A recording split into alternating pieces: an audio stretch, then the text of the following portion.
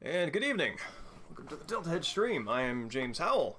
Tonight we're going to do part 5 of Monkey Island 2, LeChuck's Revenge. I think we are about 60% the way through, so we might have another couple of streams in this before this wraps up. So got some more jokes, more problems to solve. Well, problems to solve. Sounds a little burdensome for a recreational object. Puzzles. That's it. Puzzles to solve.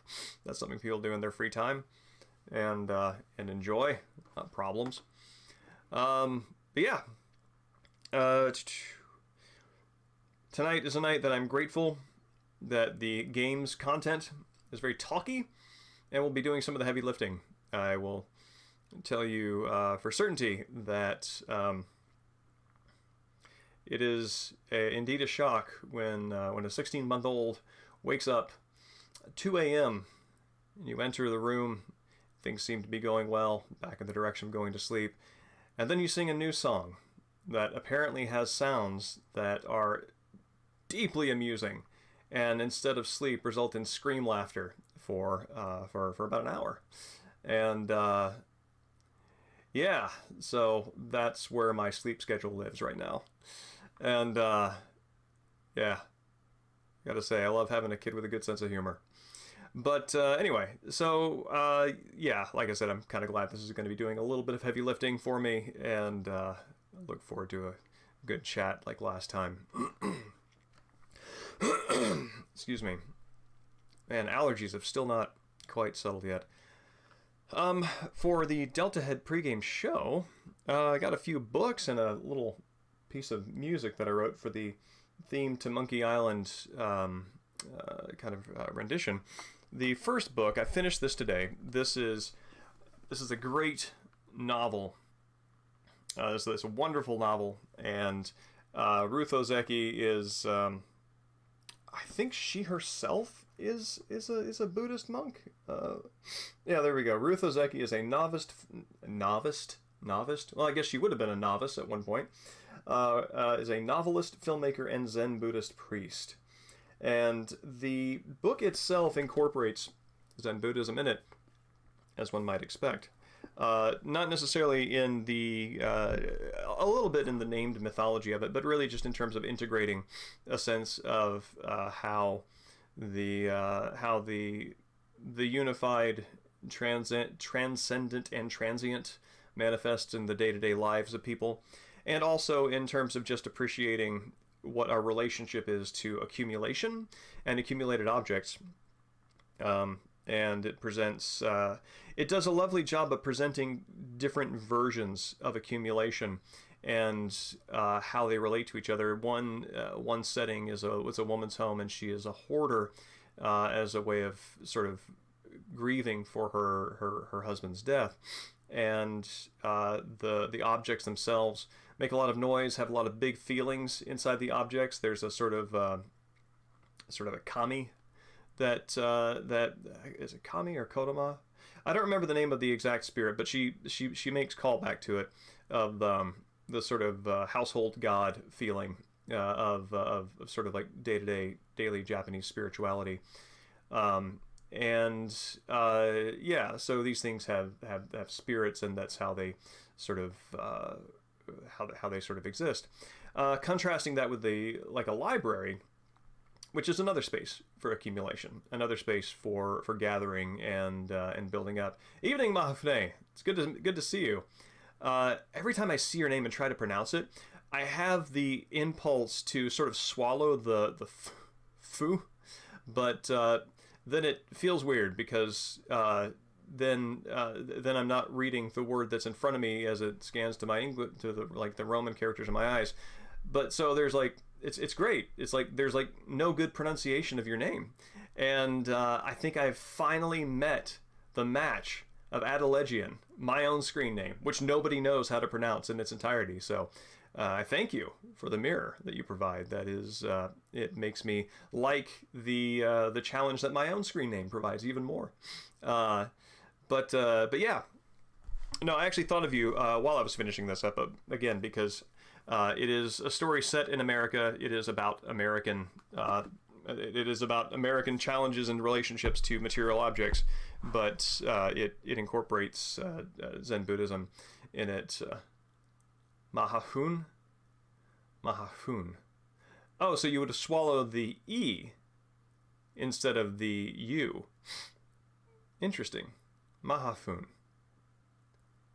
Well, that makes that easier then. I'm gonna take notes from Child U and use that moving forward. But yeah, it is a lovely, well written book. It is artfully written. It has the book speak as a character in a way that could be cheeky, fourth wall breaking, and technically takes advantage of that literary technique because the book talks to the reader, but it incorporates it and folds it into the narrative in such a way that it doesn't feel gimmicky, and that's very important to do. It's actually one of the things that ever since, I don't know, Metal Gear Solid 2 and Metal Gear Solid 4 did a really good job of folding the sort of like player as player into the sense of the game. Sometimes Kojima feels like Kojima doing Kojima, and it sort of has that sort of cheeky feeling of just like, oh, well, yep, that's his thing to do, without being as meaningful in those instances. But Ruth Ozeki's book is a great example of not doing that. And I, of course, as you might see, this little bit back here is a fraction of what I have. I, of course, accumulate books myself, and it's a great starting place to reflect on your own accumulation, your own hoard, even if that hoard might be invisible to the casual observer in, say, your Steam library. And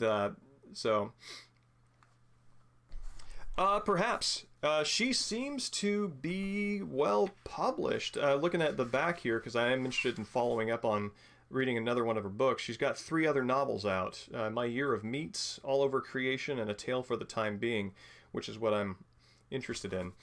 And actually, kind of topically, one of the things that she addresses is there's a character whose job is to read news articles and collect news items that are relevant to certain clients who need information parsed among the overwhelming sea of information.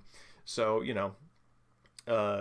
she has these data and physical collections of news stories going all the way back to like 2011, and it explores how the accumulated weight of so much information and so much bad news, and sort of like, what does it mean to hold on to that? What does that look like? How does somebody who wants to make a change or have a meaningful impact in the world relate to that? And one of the answers is to vacate it, to sort of just void it. That there is that bad news and tragedy is to be held, to be appreciated, and then to let go, because then it can't sort of continue to saturate you. Otherwise, it sort of destroys you. And that feels particularly relevant right now. I know several people who have contacted me independently over the past several days, just sort of at wit's end about how to process everything that's happening in America right now, both if you're paying attention, you know. And so there's a question about what to do with all this information, much more information than our parents would have had at any given time to have to process and deal with in such short order. And so I just finished reading Ozeki, so it's a little still digesting. I don't really have a sense of how the book's going to answer that, but I'm looking forward to revisiting it in a few days. Evening, Dan. It's good to see you. And yes, thank you for being a concerned Canadian. I am a concerned American. I think about this as somebody who is a creator, and somebody whose main investments are imaginative and creative, and somebody who looks at his creativity and not necessarily as an activist action, but just something. This is my way of existing in the world. And looking at how creativity, how art, music, poetry has existed in time, to continue to be to basically continue to be an expression of the human spirit that you want to survive, challenging times, I think that that is in fact sufficient. Um, nothing will ever be free of the tragedy that surrounds it or the context that gives rise to it. But you have to continue being human. You can't be the tragedy that you're in entirely. And so I think that entertainment is good. Entertainment, imaginative works that are not explicitly activist, they are also good and also necessary. And on that note, this is actually a nice piece. Really? Oh, I haven't visited. Is that William Blake's poem? Is that right? Is that the Blake that you were mentioning? Okay, cool. I keep forgetting that I keep forgetting that William Blake and America are like that they existed at the same time. They're probably because they're taught in different classes. My sense of time is broken up by how they're clustered like that. So yeah, oh, that's interesting. I'll go back and read that. Any takeaways from that? While I kind of look over here at this is a neat part. This sort of encapsulated a lot of how Ozeki sort of tackles accumulation and possessions and having so many of them, which is this is a priest speaking to his novice about Senju. I can't read the screen size. Senju or Seiju? No, Seiju is a dragon. Senju Canon and the Bada Vista of Compassion. Canon was like you. She worked so hard, but there were always beings trapped in delusion. She heard their pitiful cries, and she became so distressed that one day her head exploded. He paused, opening his eyes wide, and looked at her. You don't believe me? Well, it did. It broke into 11 pieces, so now she has 11 heads. How wonderful. And it's that how wonderful that caught me on this. And because that little utterance right there it makes you ask more than just ask more questions about how the information, what it means, rather than just sort of like oh my gosh, shock value. How could this be wonderful? And the way that I think this is wonderful, everybody has their own way of understanding it. The way that I think this is wonderful is that even a divine, in attempting to care about so many things in the world that cross their paths, even a divine has to explode into a completely new form in order to even begin to make contact with the great variety of things that demand attention if you are going to spread yourself that thin.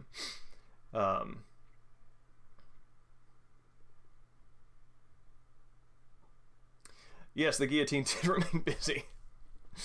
Oh, that's fascinating. I'll go back and read that. Thank you. That's a great thing to put on my radar, and I appreciate it. So yeah, this is this little story. It is useful again when thinking about current events and the glut of them. It's also useful for me at home thinking about my library and all my books, because I do in fact have many more than I read on the regular, because I've kept many of the ones that I've read. And so it's important to recognize that I don't just have them, that I care about them. And so going back to care about them is useful. Other thing that I'm reading is continuing my dive into purgatory, and in particular, man, I just love medieval mythology. Medieval mythology is rad.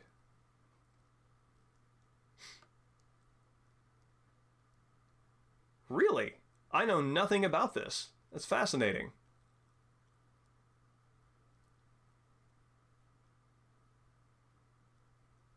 Huh. Interesting. Blake's style is deceptively plain spoken. He's one of these writers who doesn't. I don't remember him having a particular hook word that I associate with his aesthetic and with his vision, outside of maybe vision. And he's fascinating for that. Makes him both very accessible and also accessible and challenging for that. Deceptively accessible. Reading about St. Patrick's Purgatory, which is a location in Ireland believed to be an entrance to purgatory. And one of the things that is very interesting about these stories is, of course, they're using the Christian framework because that is the national religion. And but so many of the stories that are coming up are clearly folk stories and clearly a folk reference.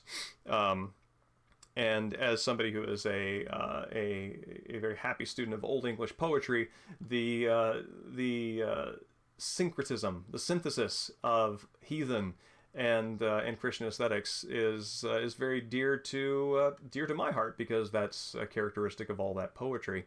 That's the era in which it was written down. So there are a couple of neat items that I pulled out that I thought I'd share with you here. Let's see. In folk tradition, caves have always been considered as entrances to the other world, and Mayor McNeill's book shows the popularity of such a belief in Ireland. Moreover, in the catalogue of poets, there are tales classified under the title of Uatha, caves, and it is thought that these told of exposition to the other world.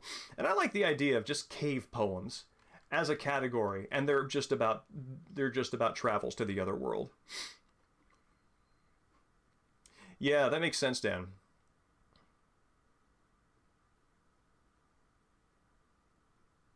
That's interesting, Mahafun. And that's also, I don't know, I don't know a lot about it, so I wouldn't dare speak with authority, more with wonder and curiosity.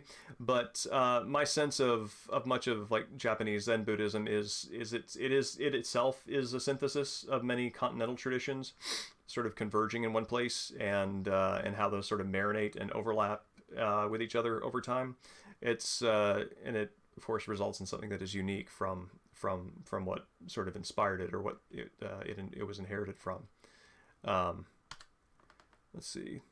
Mayor McNeill declares that around, I can't pronounce these words for the life of me, Croagh Patrick, it is related that the demons flew into Loch na Ndiamhan, a hole in the north part of the mountain, and there St. Patrick had to fight the devil's mother, Coronach.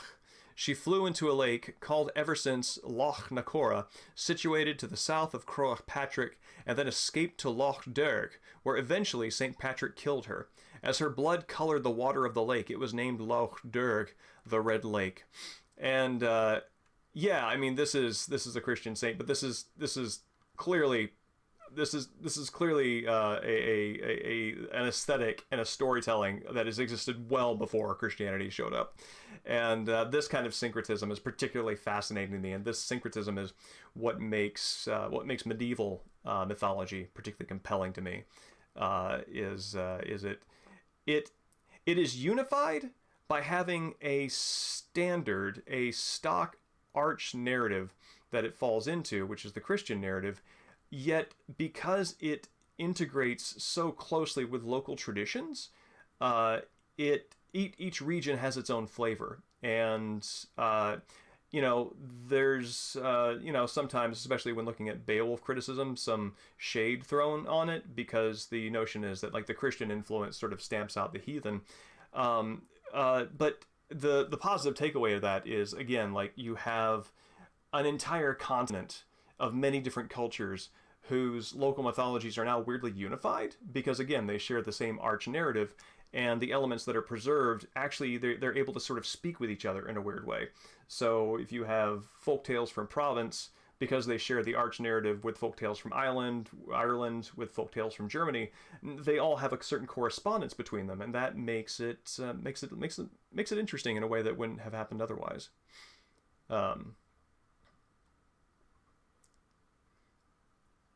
Oh, that's interesting. Yeah, that's also that Mahafun. That's also very Roman. I think a very Roman approach. I think Rome had so many gods because as the empire just expanded, they were just like, all right, we got room in the back. you can keep these.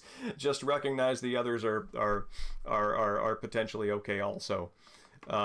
So it's interesting. Like the Roman legacy is one of intolerance because of its reaction to one religion that had claims of exclusivity, and its reaction to all other religions was that yeah, it's fine. Just the emperor's top dog. Let's see.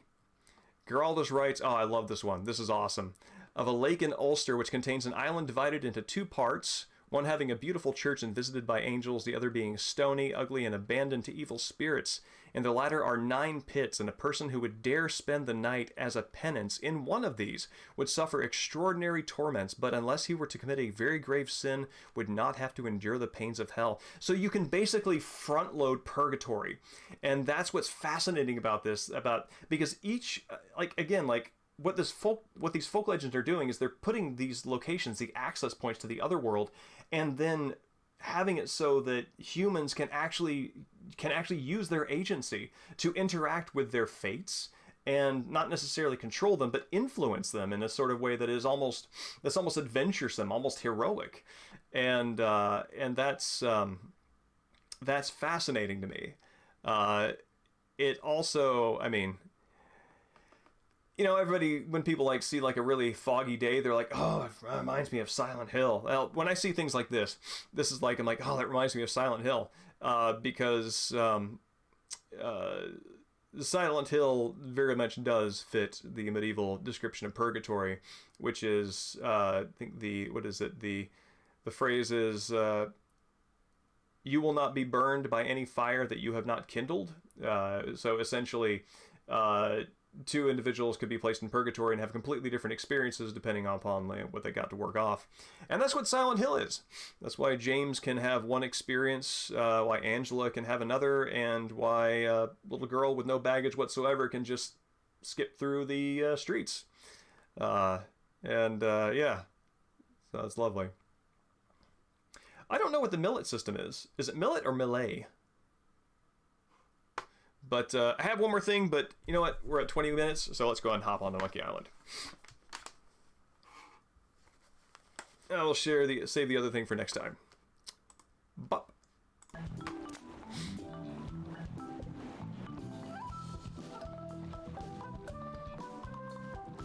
Millet.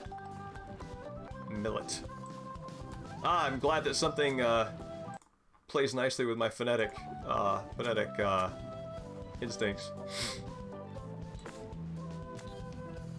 Yeah, that's something that you get into when you get into if like studying.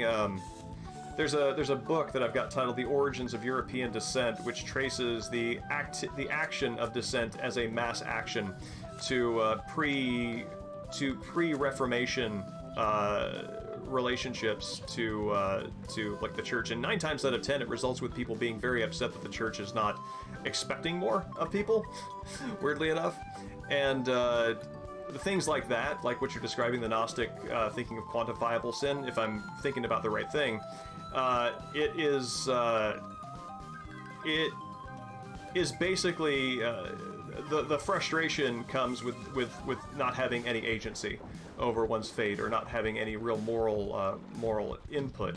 And so ideas like that tend to become very popular when that sort of discontent arises, and that's where a lot of again, like the origins of European descent, it arises from that, and then as society becomes more secular, the patterns persist, even if the content changes.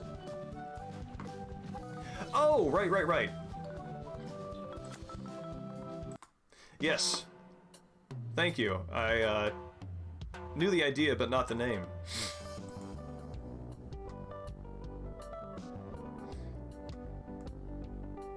Didn't they have to pay like an extra tax though? If I'm remembering right. All right, where am I? What do I need to do? I should look for a book about shipwrecks. Okay, cool. Where do you want to go? I'd like to go to Fat Island.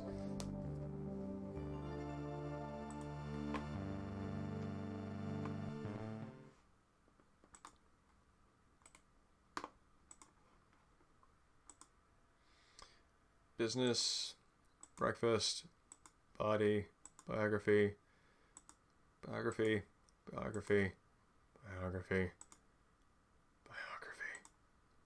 My God, so many people have their stories told.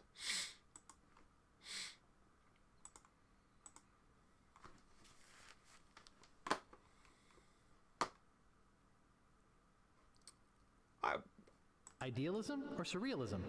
I'll have to remember that. I'm actually really curious to what that is.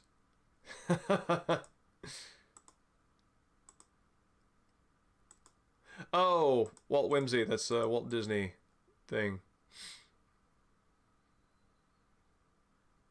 Yeah. Zelda Carbuncle tells all.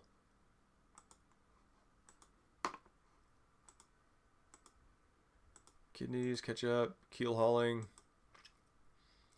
karma, That's a bumper sticker.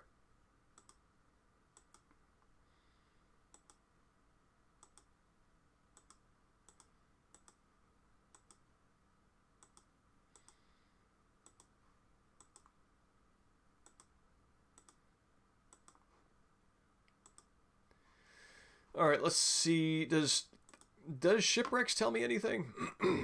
I think I remember looking here and not seeing anything. Spiritual, solitaire, sociology, slang, sin, shipwrecks, see disaster. All right, disaster.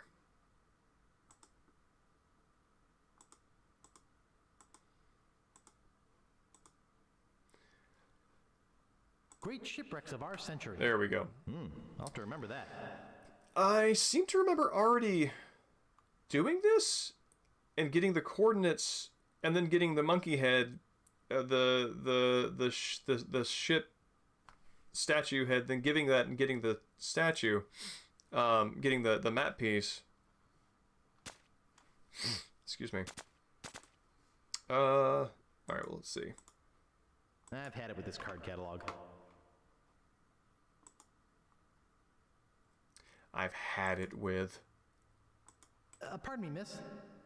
What do you want this time? I'm looking for a book. What book are you looking for? Do you have idealism or surrealism?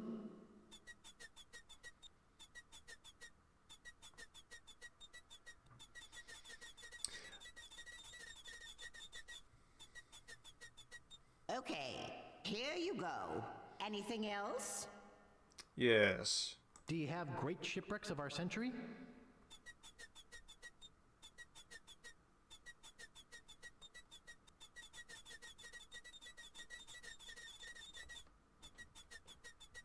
Okay, here you go. That's your limit. You'll have to give some books back before you can check out any more. All right. Great shipwrecks of our century. Says here the Mad Monkey sank at 33 north, 84 west. Yeah, I've already done this. Okay.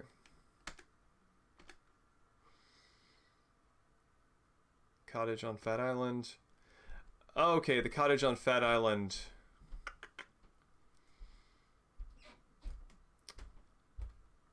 Yes, I believe my solution was to get non-alcoholic grog and replace the grog in the glass with that.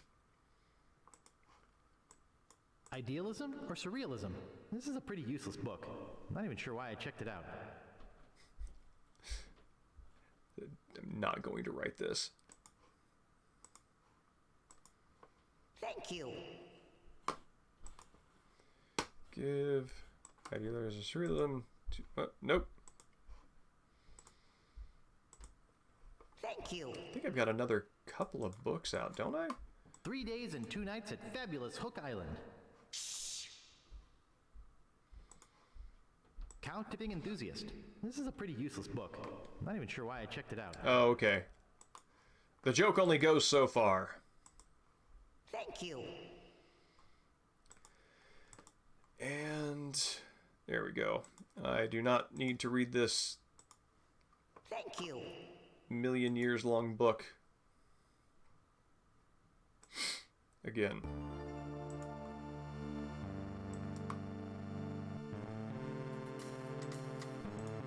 Where'd you want to go?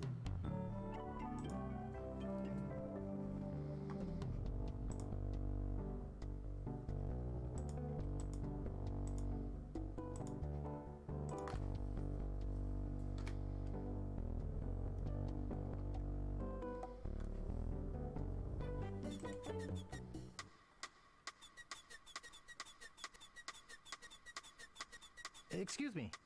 Yeah, boy? Bartender, get me a drink. Okay, but give me back your empties. I'm running out of glasses. Sure. Now, name your poison. Oh, weird. I can't order non-alcoholic grog. Mix me up a blue ale. That'll be 1 piece of 8. Okay.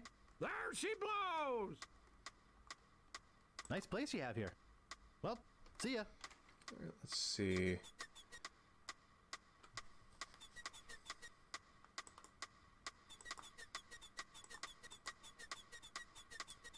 Use blue drink with orange drink, brown drink. Use green drink with I brown. think I should save this for later. Maybe I can impress Elaine with how far I can spit. Gross. Again, the reason why Guybrush is single. It's a brown drink in a broken glass. Well, grog is brown. That means that is some sort of grog? I don't know.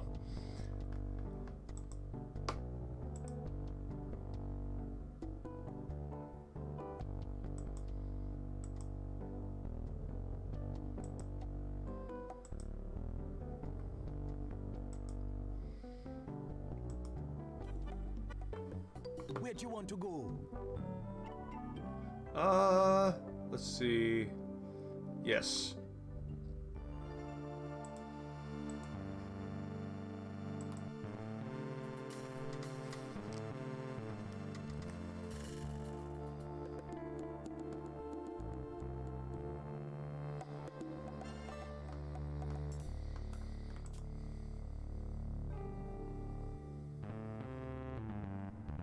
Do I go through the tunnels again?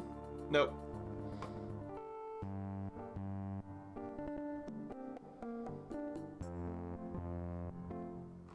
Does the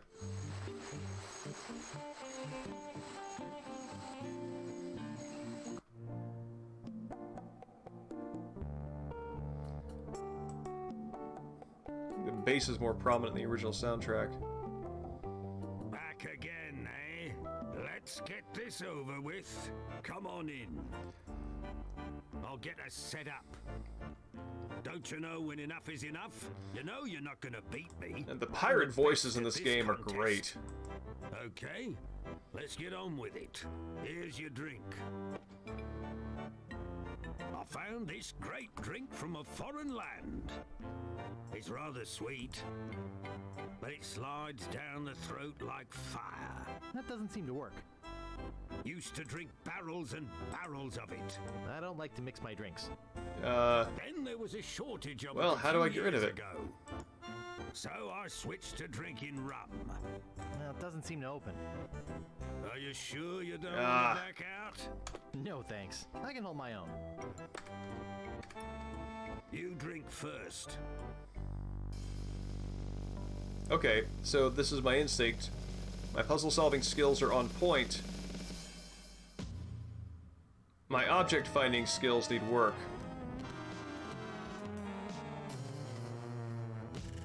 Typical.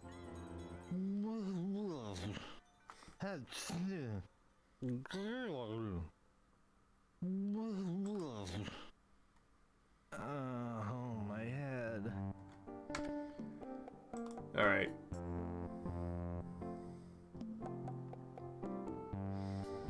This brings me again to the point where, I feel like I've done the mental legwork, and I don't want to Back again, hunt through the eh? interface. Let's get this over with. Come on in. Oh, wow. I'll get us set up. He's much more animated. Don't you know when enough is enough? You know you're not gonna beat me. I'm the best at this contest. Oh! Okay, If I can pour let's it get on with it. in the Here's your tree. drink. My usual drink used to be a strange drink made by cannibals. It's a bit on the bitter side, All gone. but it's stronger than a mule team. My buddies and I drank it faster than we could All open right. the bottles. I don't want to use all of this. Then there was a shortage of it a few years ago. That's why I started drinking rum. Are you sure you don't want to back out? No thanks. I'm a pro. Alright, new dialogue. You drink first. Oh, your grog's a funny color. It might have spoiled. Take mine. I'll go get more. No! I used to like this drink when I was younger. It's brown! It's a bit on the bitter side, but it's weaker than a sponge soaked in water. I guzzled it with the best of them. Then there was a shortage of it a few years ago. Oh. So I switched to drinking rum. Are you sure you No! Okay. No, thanks. I'll be fine. Alright. I get it now. I gotta do it again. You drink first.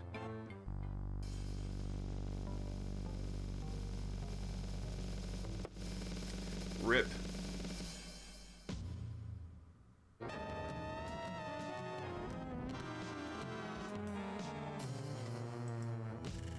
He's too young to drink anyway. I gotta Oh, my head. I gotta say, that's a hell of a thing just to have pop in your ears through the headphones.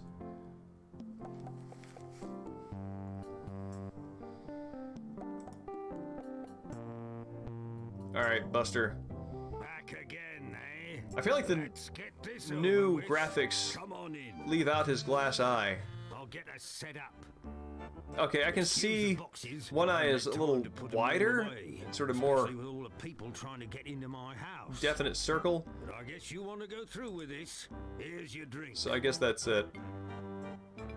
I used to like this drink when I was younger. It's a bit on the bitter side, but it's weaker than a sponge soaked in water. All gone. It's just an empty mug. Never could No. get enough of that stuff. It's a brown drink in a broken glass. No, dude, it's use. just an empty mug. I could give it up any time I wanted. So I switched to drinking rum. I don't want to use all of this. Are you sure All right. you don't want to back Good. out? My verbs, man. No, thanks. I can hold my own. You drink first. Oh, your grog's a funny colour. It might have spoiled. Take mine. I'll go get more. I found this great drink from a foreign land. It's smooth as a pirate's savvy, but it's powerful medicine. Used to drink it all the time. All gone. I could give it up any time I wanted, I don't want to use all of this. Okay. but I needed something else, so I drank rum. Are you sure you don't want to? Is he telling the same story again? No, thanks. I'll be fine. You drink first. Oh, your grog's a funny colour. It might have spoiled. Take mine. Oh, wait. I'll go get more. You ever tried booze from the West? It's a bit on the bitter side, Use. but it's powerful medicine. Used to drink it all the time. Then the taxes on it were raised. So I switched to drinking rum. All gone. I don't want to use all of this. Are you All sure right. you don't want to back out? If he's gonna keep doing the same thing, No, thanks. I I don't can think it's a hold my matter of repetition. I think I'm just You running drink into the wall. first. Oh, your grog's a funny colour. It might have spoiled. Take mine. I'll go get more. My usual drink used to be a strange So, drink what does- made by cannibals. It's rather sweet, Looks like an awful lot of grog. but it hurts as it goes down. Yep. Peace out, buddy. Okay, so mixing the drinks is a solution. I thought grog was brown, Where do you want to go? so I'm not sure what I'm looking for. Let's get some more drinks and find out. Evening, Mexican Stings. Good to see you. Something we catch you tonight. Right now, I'm trying to find what variety of brown grog might be.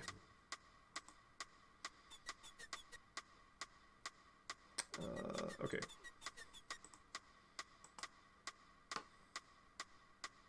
Actually, I don't drink.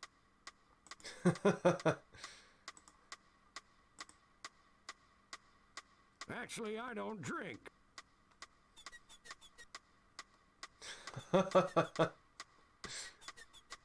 It does, doesn't it?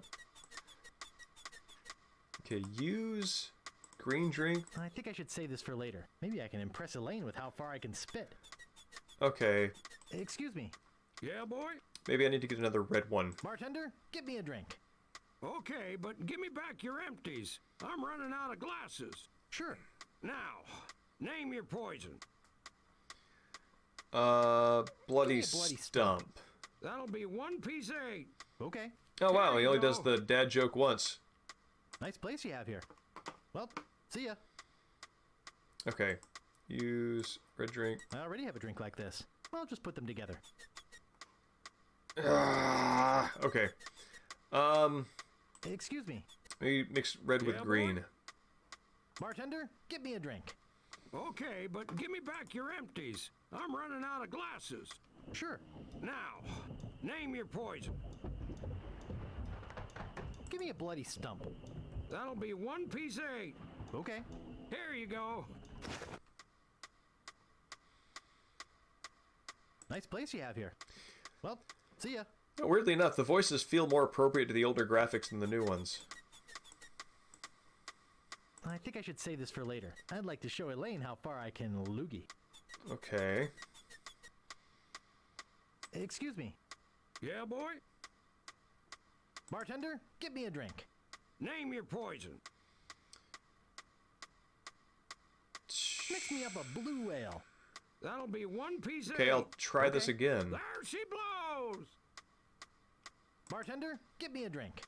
Name your poison. I'll have Yellowbeard's baby. That'll be 1 piece of 8. Okay. Here you go. Nice place you have here. Well, see ya. Okay. And mix all the I already have a drink like this. colors of the I'll just rainbow. Put them together. I think I should save this for later. I'd like to show Elaine how far I can loogie. Evening, TJ. Good to see you. It's going all right. I'm at the point yet again where I know the deal. It's just figuring out how to get it to happen is one thing. Excuse me. Let me try Yeah, one boy? more thing here. Bartender, get me a drink. Okay, but give me back your empties. I'm running out of glasses. Sure. Now, name your poison. Okay. Mix me up a blue ale. That'll be 1 piece of 8. Okay. There she blows. Nice place you have here. All right. Well, see ya. So let's make purple. It's a purple drink in a broken glass. It's a brown drink in a broken glass. All right. I think I should save this for later. I'd like to show Elaine how far I can loogie. Excuse All me. right. Yeah, boy? See Bartender, if give me a mixing drink. blue gives me a different Okay, kind of but brown. Give me back your empties. I'm running out of glasses. Sure. Now, name your poison. So yeah, just to I'll have let you know where I am. I know that I need to swap out the grog. So Here you go. I need to swap out the grog in the Rum Pirates drinking game with something that will not knock Guybrush on his ass. And I can dump out the grog into the withered plant pot, and I can fill the glass back up with this brown liquid that I have. But I need to, and so I'm a little confused here because Nice place you have here. like he looks at it and he sees that it's the wrong color, so he gets rid of it. All right, let's see. Use yellow. I already have a drink like this. Well, just put them together. Yeah, and so yeah, it's like I put this in the drink, and he's like, "That's not the right consistency." So maybe there's something else I need to mix in with it. I don't know, and that is what is baffling to me.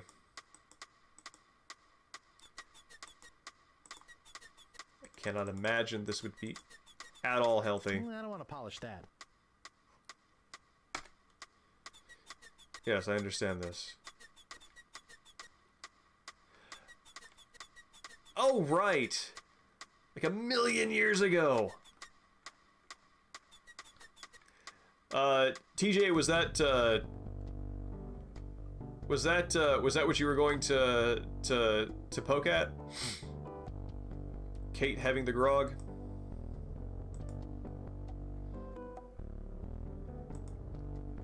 Oh, yeah. Oh, that's what I was running into. I thought that the joke was he catches on to you and then dumps out your grog and, Booty Island? Yeah, that's right. And you have to do it a second time, but that, turns out not to be the case. 3-hour tours. I just remembered I'm late for a party. You and everybody else on this island. I think I exhausted If you need a ship, you know where to find me. her dialogue option. Glass bottom boat. Alright, let's look at what does her flyer say. Capsize charters. Glass bottom boat for sightseeing or special interest voyages. There's a picture of her on it. Okay, that doesn't help. 3 days and 2 nights at fabulous Hook Island. Okay.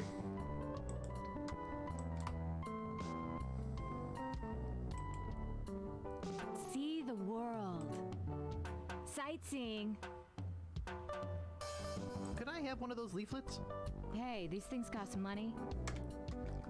Alright. I just remembered I'm late for a party. You and everybody else on this island. If you need a ship, you know where to find me. 3-hour tours. Glass bottom boat. Is Gilligan Island current enough that 3-hour tour still lands as a joke? Alright, I understand this. That is a solved puzzle.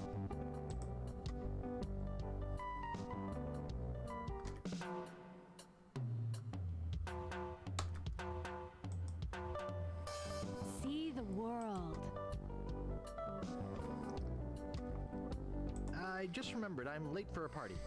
You and everybody else on this island. So where- If you need a ship, you know where to find me. Cruises. Oh, we're... Sightseeing. Glass I remember, bottom boat. watching, Glass bottom boat. Yeah, I've got her... Look at this juicy crowd. Oh no, more passive conversation. Yeah, I've got her 3-hour leaflet. tours. Cruises. 3-hour tours. Maybe her picture on it has something to do with it? Capsize charters. Glass bottom boat for sightseeing or special interest voyages. There's a picture of her on it. Is there somebody who is hard of seeing? Who has bad eyesight?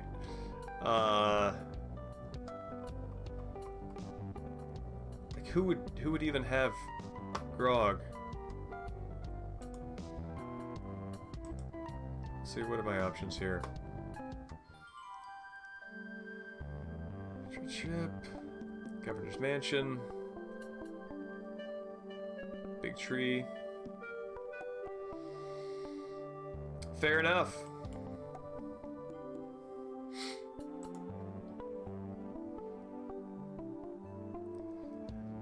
Man, there's a certain... So what is it they say? You die 3 times. You die when your immediate family dies, then you die when you die, and then you die when everybody who you knew forgets you. And those are your 3 deaths. And there feels like there should be some truism similar for references to media to your parents' generation that you were in contact with, but you just sort of knew about, and might have just assumed would continue to persist because they were part of the world that you were born into, and therefore would always be part of the world. And so I feel like a 23-year-old not knowing what Gilligan's Island is well, it fits that for me, doesn't it?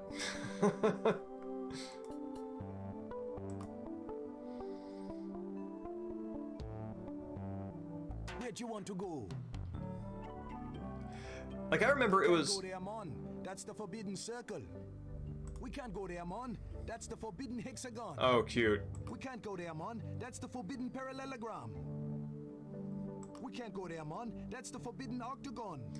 I remember it was a neat revelation in, oh, what was it, high school creative writing class, where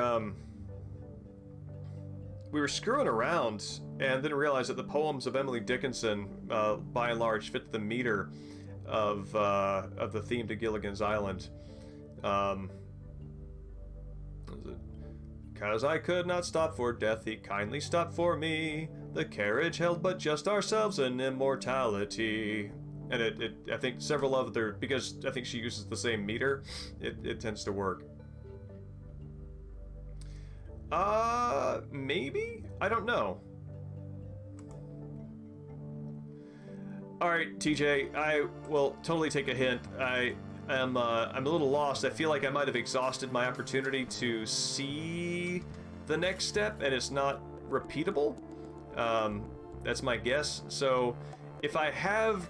So, my guess, just to play along with the game and try to keep in the headspace, my guess is I have a picture of Kate's head on her flyer, and that there is some place that the... there is some place that has her grog that I can use this to trick somebody into thinking I'm either picking it up as her or for her. What?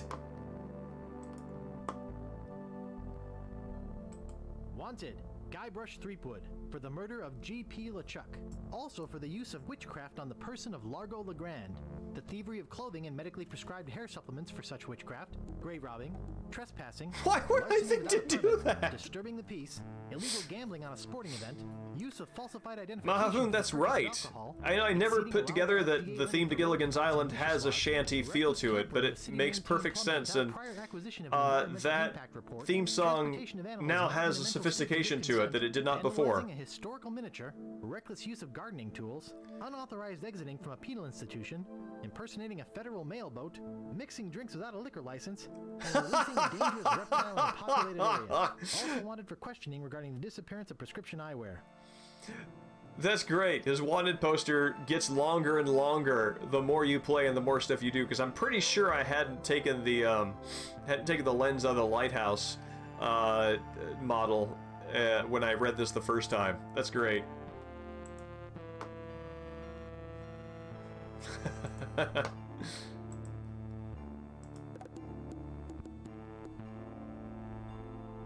It's Captain Kate.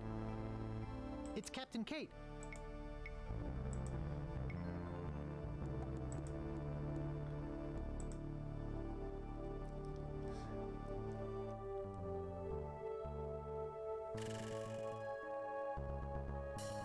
Excuse me. Aren't you Guybrush Threepwood? No, my name is Kate Capsize. You must have me confused with someone else. Kate, eh? That's an unusual name. Perhaps you have some identification. My ID is on my ship. Wait here while I go and get it. Nice try, Guybrush. I don't know how you got out of the jail, but I'm taking you back in. Where'd you want to go? Guybrush truly is a monster. Can I talk to Kate in jail? Well.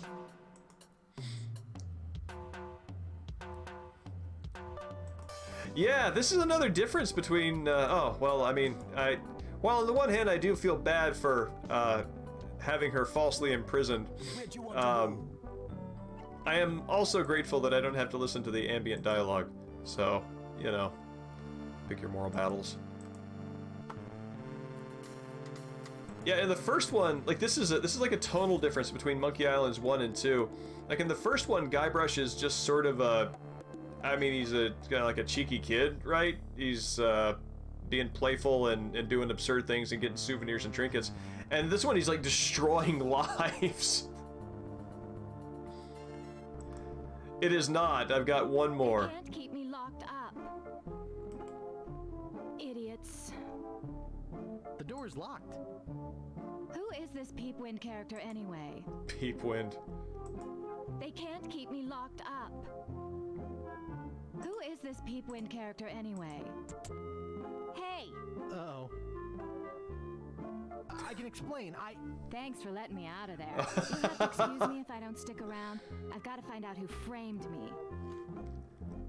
Oh my.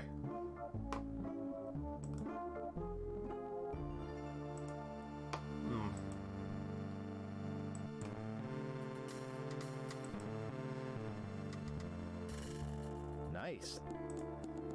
Well, she thinks my name is Peepwood, so that makes it more likely that I can get away. Oh, I forgot something? Alright, let me head Where'd back. you want to go?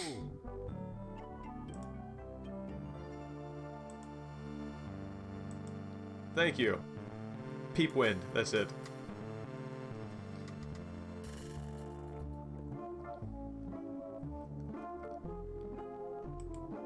Guybrush Threepwood, arrested for infractions too numerous to list, claims she was framed.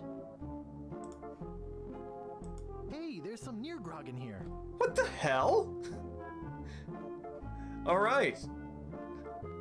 It's a plastic recyclable bottle of near grog.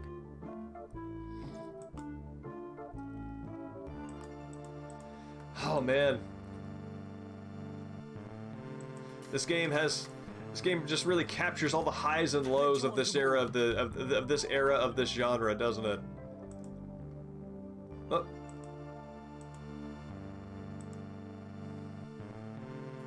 I guess I can like I could make that connection if I remember when Guybrush broke out of the Guybrush broke out of the jail, and I had to pick up his thing. Yes, I was thinking that very same thing about the Ocelot and the bomb and the stuff. But I had to recollect Guybrush's stuff, so Kate's stuff would logically be there as well. All right, Buster. Again, eh? Let's get this over with. Come on in. You know, the very first time I did that Set up. in MGS, I actually didn't think to look for the bomb, and Snake just kept blowing up and dying, and I'm like, what's going on? Why is this happening? Through with this. Here's your drink.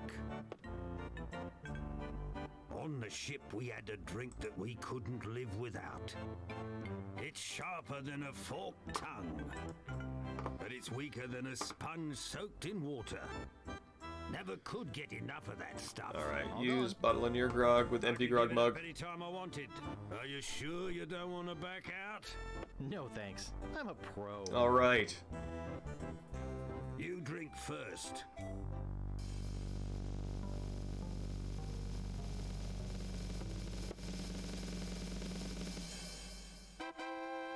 Now it's your turn. That fanfare.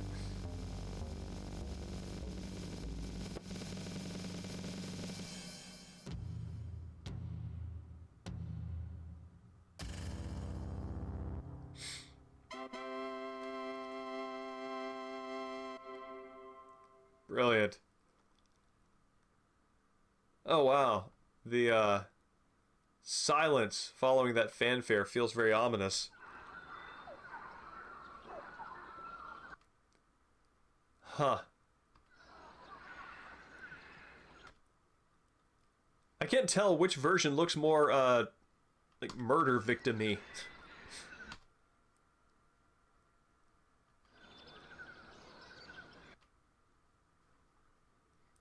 Which of these two men has been murdered? All right. It won't budge. Get this stuff. Yeah, that looks like it would make a better chalk outline, doesn't it? Okay, so trapdoor.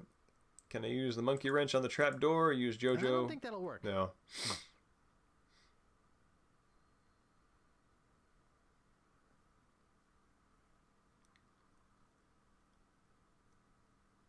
Wait, what? Seriously?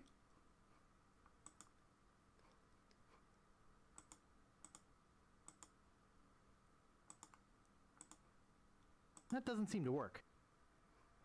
Huh. It won't budge. Oh, right, derp. Yep. Now I remember. I can't dig that, Daddy. I don't want to polish that. Well, I do, and I'm the gamer, so let me do what I want.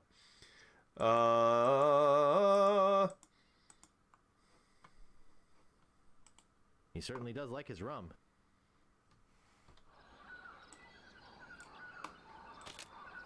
A brick is a brick is a brick. Oh, okay.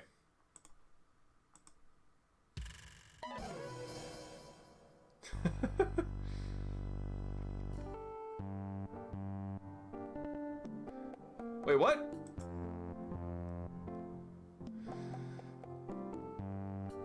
Do I need to plug up that cave hole?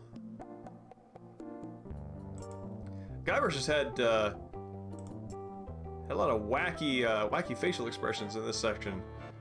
Right, let me see if I can use stick with brick. That doesn't seem to work. I feel like if I can poke this from afar, I don't think that needs a paddling. maybe I can. I don't think it'll work with that. So thinking if I can poke it from afar, then maybe I can be a little more deliberate about my fall, but alright.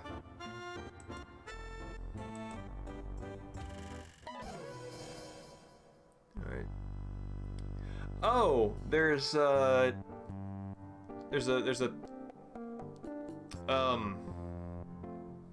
this thing, you know what I'm talking about. Looks like a big hole.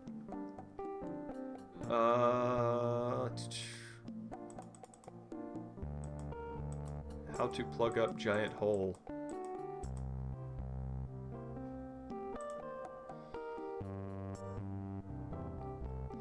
Maybe there's something else I need to interact with that will shift it? Anything out here?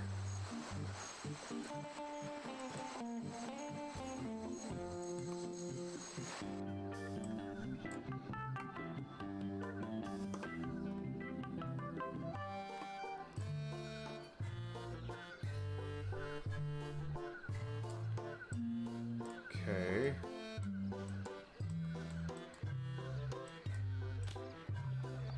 It's just an empty mug. Nice. They all say rum. Looks like a tree to me. Okay, what else is over here? This whole thing is brick. He certainly does like his rum. Look, use, pick up. I don't want to carry that around. No.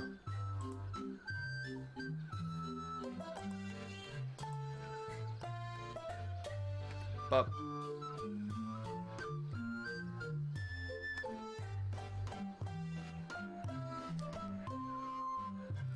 I missed like the last sentence of what I just saw, but I think so. From what I remember, I don't know why the mirror. There's nothing but bricks to look at.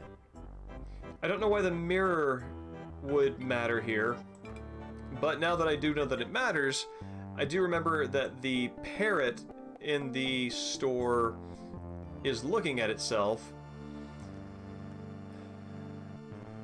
and that I can't get the mirror because the parrot's looking at it. The parrot's irritable. So if I take this bag of parrot feed and put it in place of the mirror so the parrot thinks it's looking at itself, then I can take the mirror and then do whatever I need to do with the mirror in that building.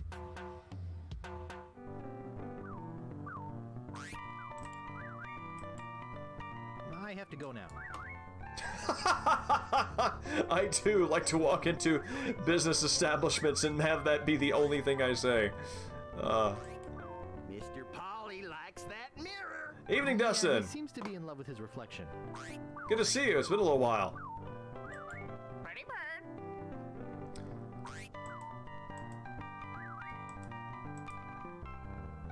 The bag is empty. I don't want to make that parrot mad. I too don't want to make the parrot mad. Can I give parrot chow to... No thanks. Alright. Okay. Come on, my logic is impeccable.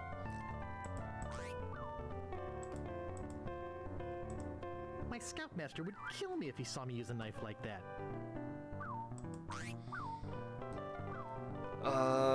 Okay.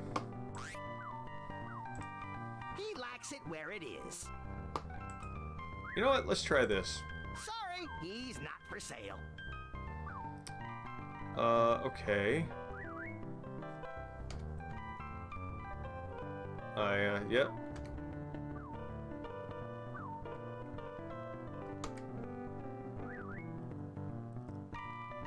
The saw, the horn, the sign, and the mirror? Well, I didn't even know that those things were I'd like to buy buyable. this well-polished old saw. And I'd like to sell it to you. That'll be 25 pieces of 8. Okay, Sure. I'll take it. I have this intuition deep within my brain that this is something that I want. It says, beware of parrot. I'd like to buy this sign. Sorry, that sign's not for sale. Oh, Well, I guess I could sell it. That'll be 5 pieces of 8. okay, I'll take it. All right. Thank you. Beware of parrot. He likes it where it is. Do I need to get someone to interact with this parrot to get it to move? And then once the parrot is distracted, I can grab the mirror? Let's see.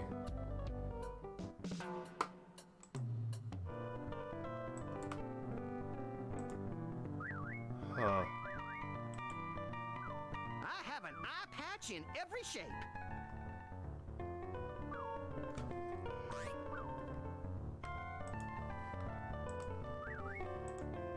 That doesn't seem to work. Hmm.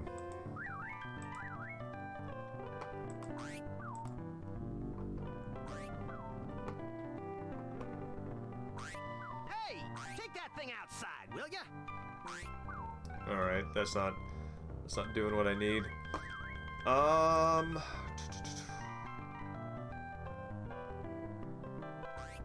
Island, clean white hanky, library card, vanilla envelope, stick, key, envelope, organ.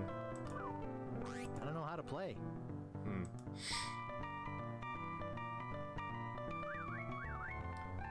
Parrot chow, stick, string.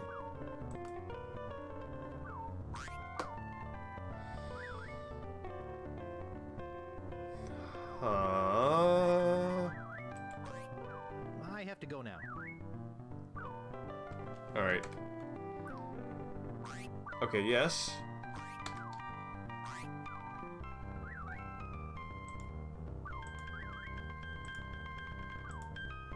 The bag is empty.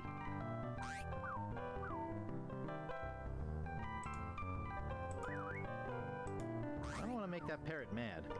Like, I'm right! Oh, do I put it on the hook?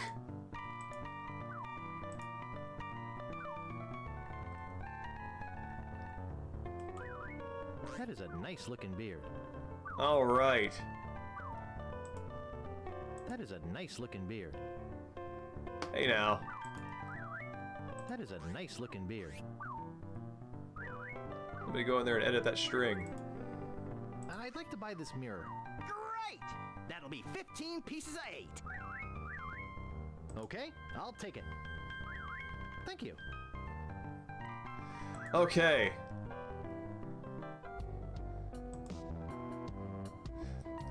Like, there's a special feeling that comes from having to look up an answer that you already know. Where do you want to go?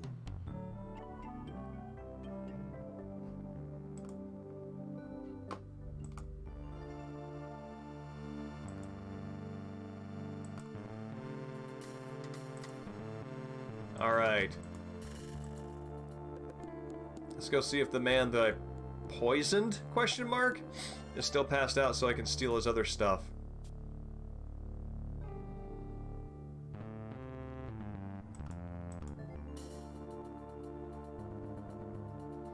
Well, I guess if it was a drinking contest, he poisoned himself.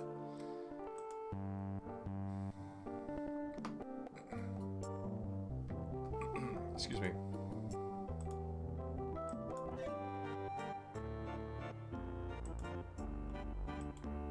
That is a nice looking beard. One thing's for sure, I am never shaving this off. That is a nice looking beard. One thing's for sure, I am never shaving this off. Okay, so now the mirror's in place. Yes. Alright. This is done for me.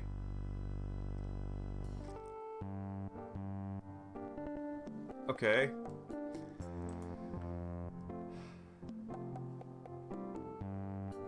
Oh, I needed to buy the sign so I could free up the hook. Okay. Man, this game design really is fuck around and find out, isn't it?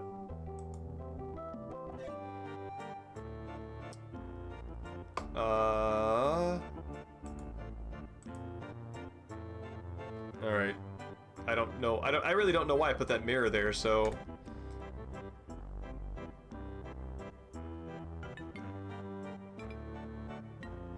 Use the mirror to reveal the secret chamber in this room.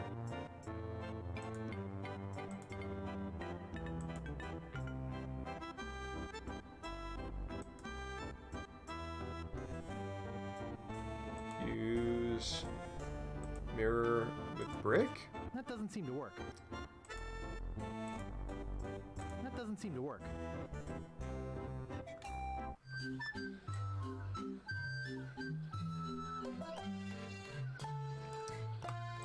Maybe this is where the window comes in handy.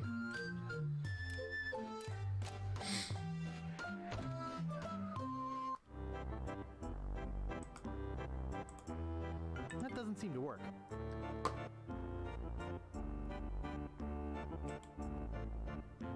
There's nothing but bricks to look at.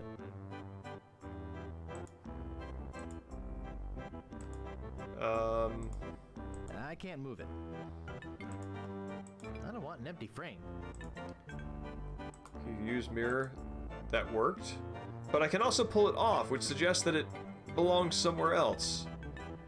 In addition.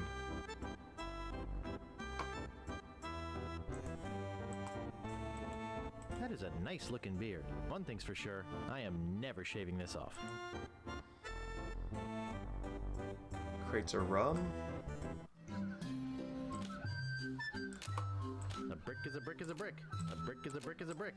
I can't reach it. Alright, so... Bottle of rum. Trapdoor. Liquor cabinet. Brick. Bottle of rum. Bottle of rum.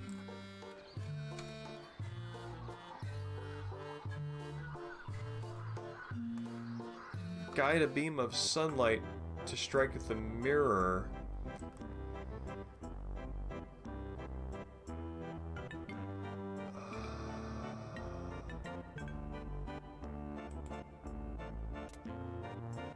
Okay.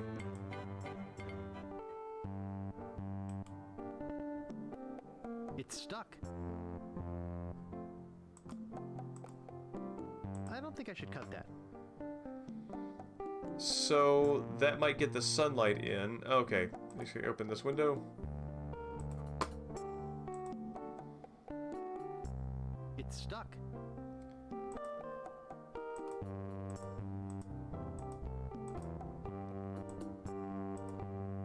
I can't dig that, Daddy. Yes, you can. My scoutmaster would kill me if he saw me use a knife like that. This feels like, what is it, Zeno's paradox? Where if you have a distance, you can always cut it in half so many times, and you can cut it in half infinitely so that you will never actually reach your distance. That's kind of what this puzzle feels like. Like every time the end is in sight, and I feel kind of clever about having solved it, there's one more obtuse thing I have to look for and figure out. Sharp.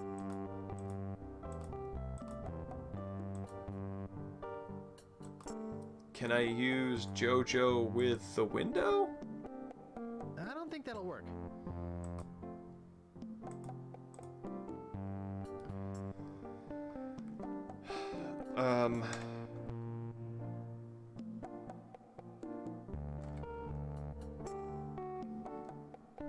use an object to deflect a beam of light through the cottage. You would find... That is a nice looking beard. One All thing's right. for sure, I am never shaving this off. Do I need to do something outside? Use... That is a nice looking beard. No. That is a nice looking beard. Uh... That is a nice looking beard. What? Okay.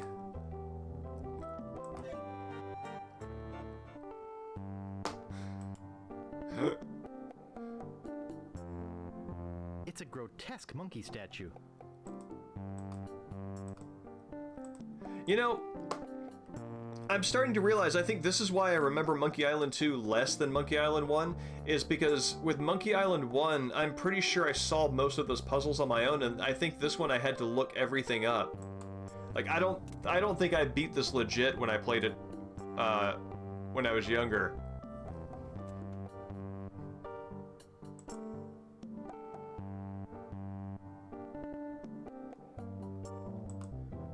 Okay, so there are 2 bricks. So it landed on this one. Push that brick.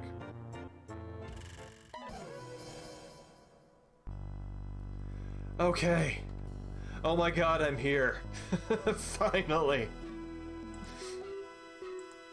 That makes 3 map pieces, only 1 to go. There's another LucasArts logo. Why they got so many of these things in the background? Looks like he died while taking a bath. Looks like he died while taking a bath. I wonder, is this clothespin design a joke? No house should be without one of these.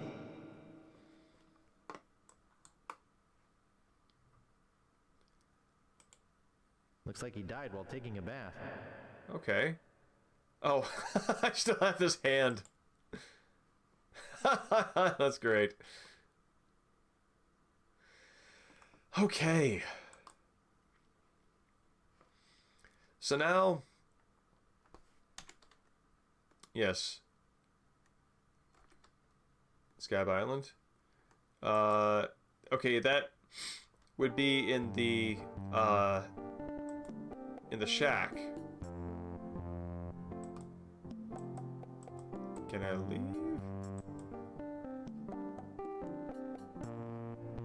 Oh, weird. I probably have to go through here.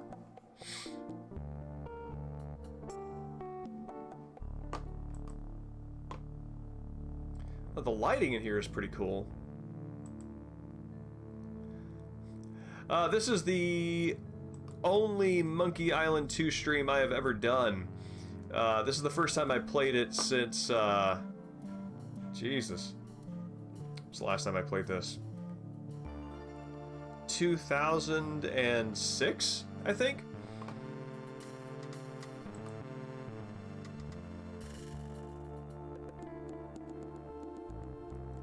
No, I actually, like, I straight up find the puzzles in this kind of maddening. Oh, this is number 5. This is number 5. They're 2-hour streams on average. So, if I finish up next stream, it'll probably be about a 12-hour playthrough. I'm also taking my time and being chatty, so it's not, I'm not exactly rushing it. LeChuck's fortress, blah, blah, blah, blah.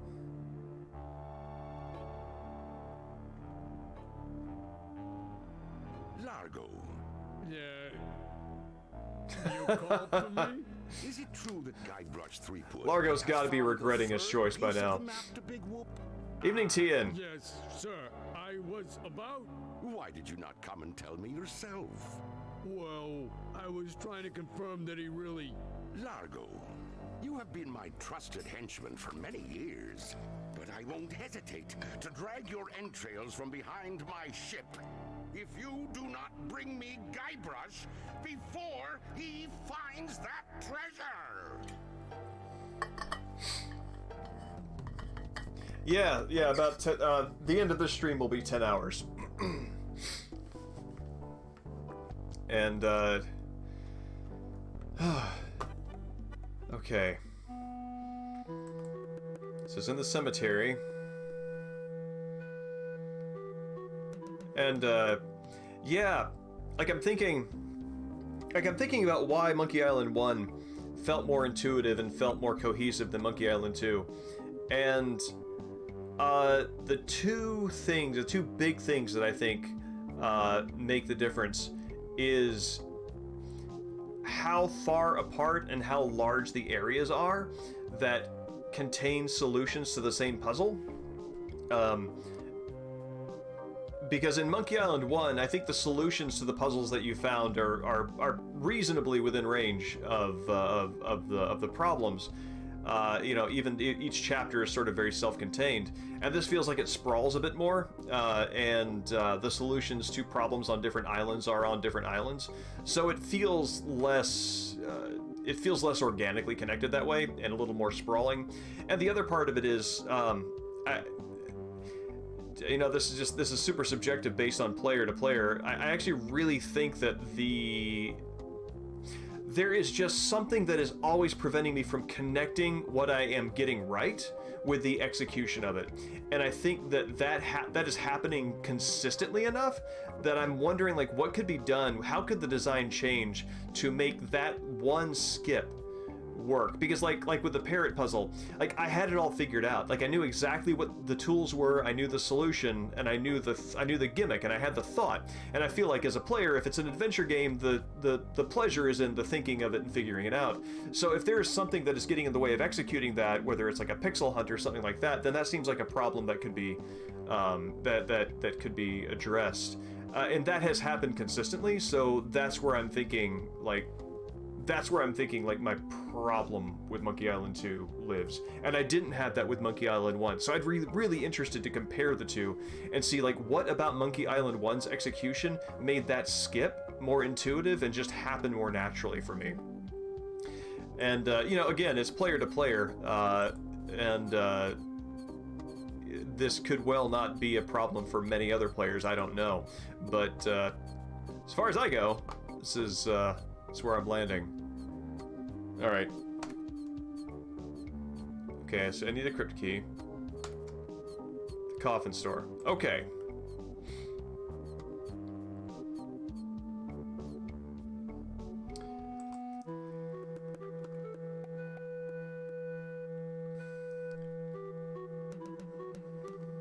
Where do you want to go?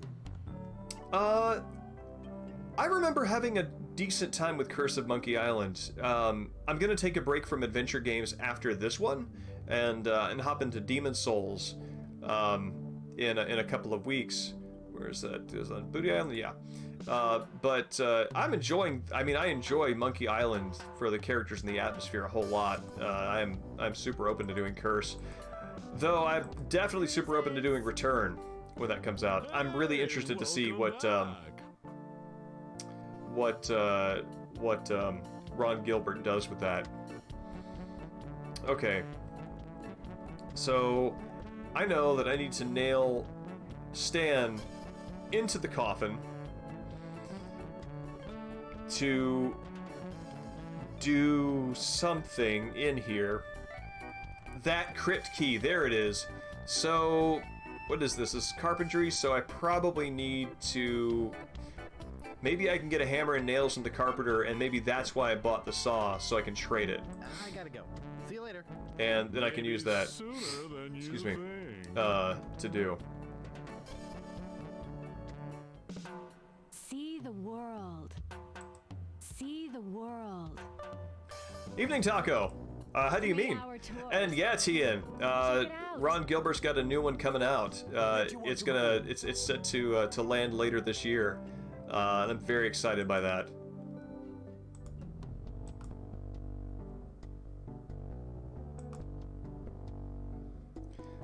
Yeah, you should look at the trailer. Return to Monkey Island's gameplay trailer.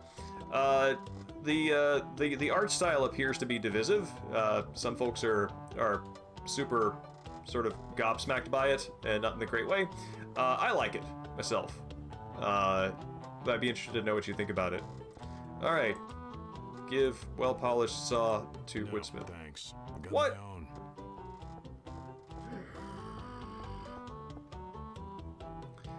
Don't you want a well-polished old saw?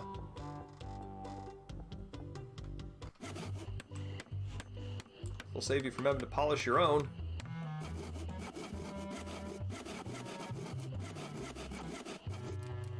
Push nails? I can't move it. Get away from there. I need all of them. Yeah, I'd like to look around a bit. sure thing.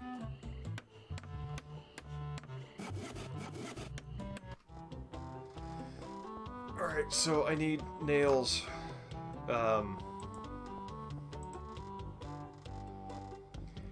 Yeah, he sure does have plenty of tools. Alright, he reinforced the ore. So maybe that was his thing.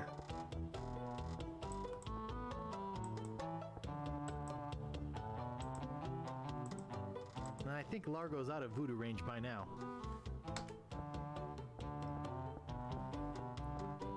Okay. So I feel like this is like the similar thing that I need to do with Stan. So I gotta get the woodman out of here. How can I create a carpentering emergency?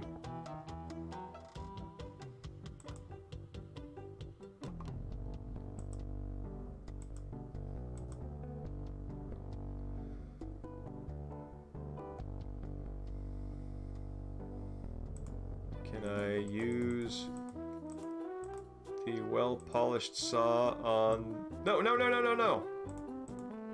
I don't think I should cut that. And now he's gonna need to get a new one. I think I'd better make myself scarce instead. There we go. By which you mean ruin someone's life? Yes.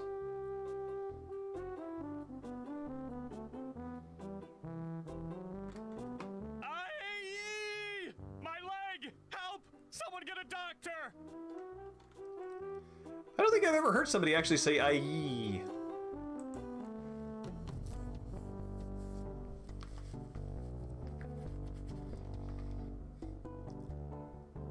See, now this feels like the kind of puzzle from Monkey Island 1, because it's ridiculous, it's in character, and it's like right nearby. I dig that. If I were to positively reinforce puzzle design, it would be this. Alright.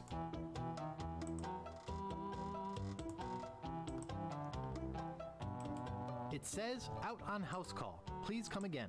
I don't want it. No, I do.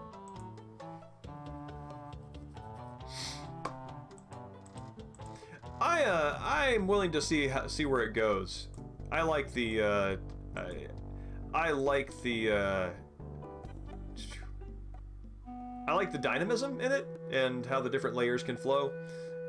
So I dig it. I'm hopeful. Where'd you want to go?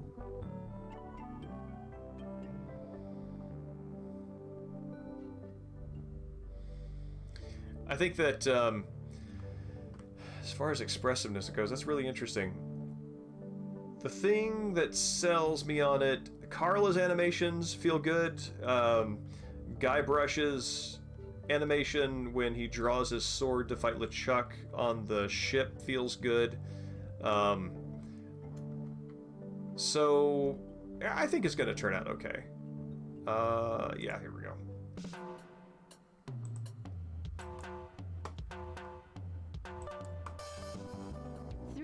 Tours. I don't know what Double Fine's involvement is. Hey, welcome back. Could you show me that coffin again? Hey, anything you say. I think it's mostly Ron Gilbert, more Gilbert than Schaefer. Could you get in and show me how big it is again? What an excellent idea. This is truly the casket of captains. When you've spent your life on something as big as the ocean, How could you spend your death in anything smaller? Yes. I hear you knocking up there. That's solid oak you're hearing. It's already nailed shut. Okay. Yes, it sure is nice in here. Hey, I think Yes. the lid's stuck.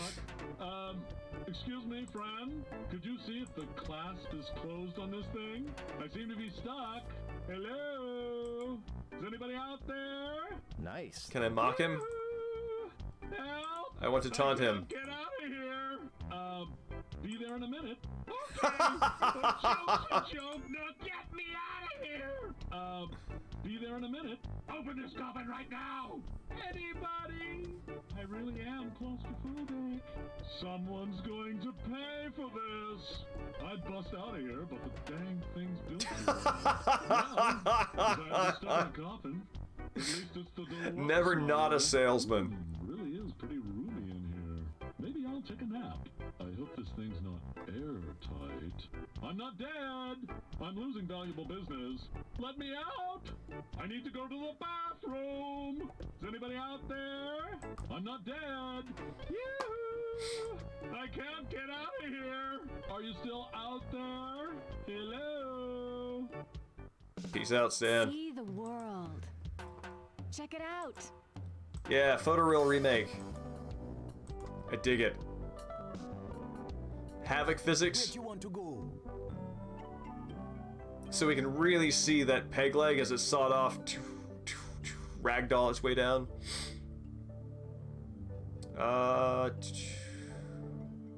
Yes. Well, I don't know if you'd call that ragdolling anymore so much as like just dropping. Ragdolling is more for the flailing and the nonsense.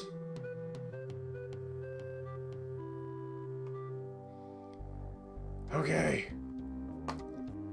Stan's Cozy Crypts. A place to spend eternity, not a fortune. Finally! I can up my game from ruining life to ruining death. There's no keyhole. The door's been sealed shut.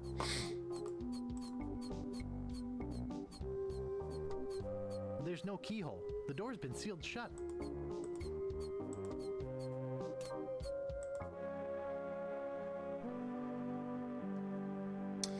Have you ever seen? So Mexican Sting is somebody who is a fan of the '90s. Do you remember the cartoon series The Ghostbusters? Not the real Ghostbusters, but the Ghostbusters, the one that had the ape in it.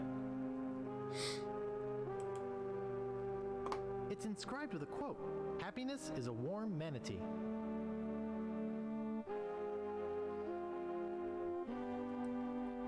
Is this a situation where manatee is funny like monkey is funny and that makes the joke? Because I'm not sure I understand it. No, oh yeah, look up 80s or 90s Ghostbuster cartoon gorilla.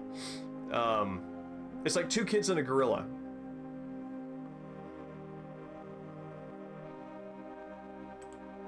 Kiss me, I've got scurvy.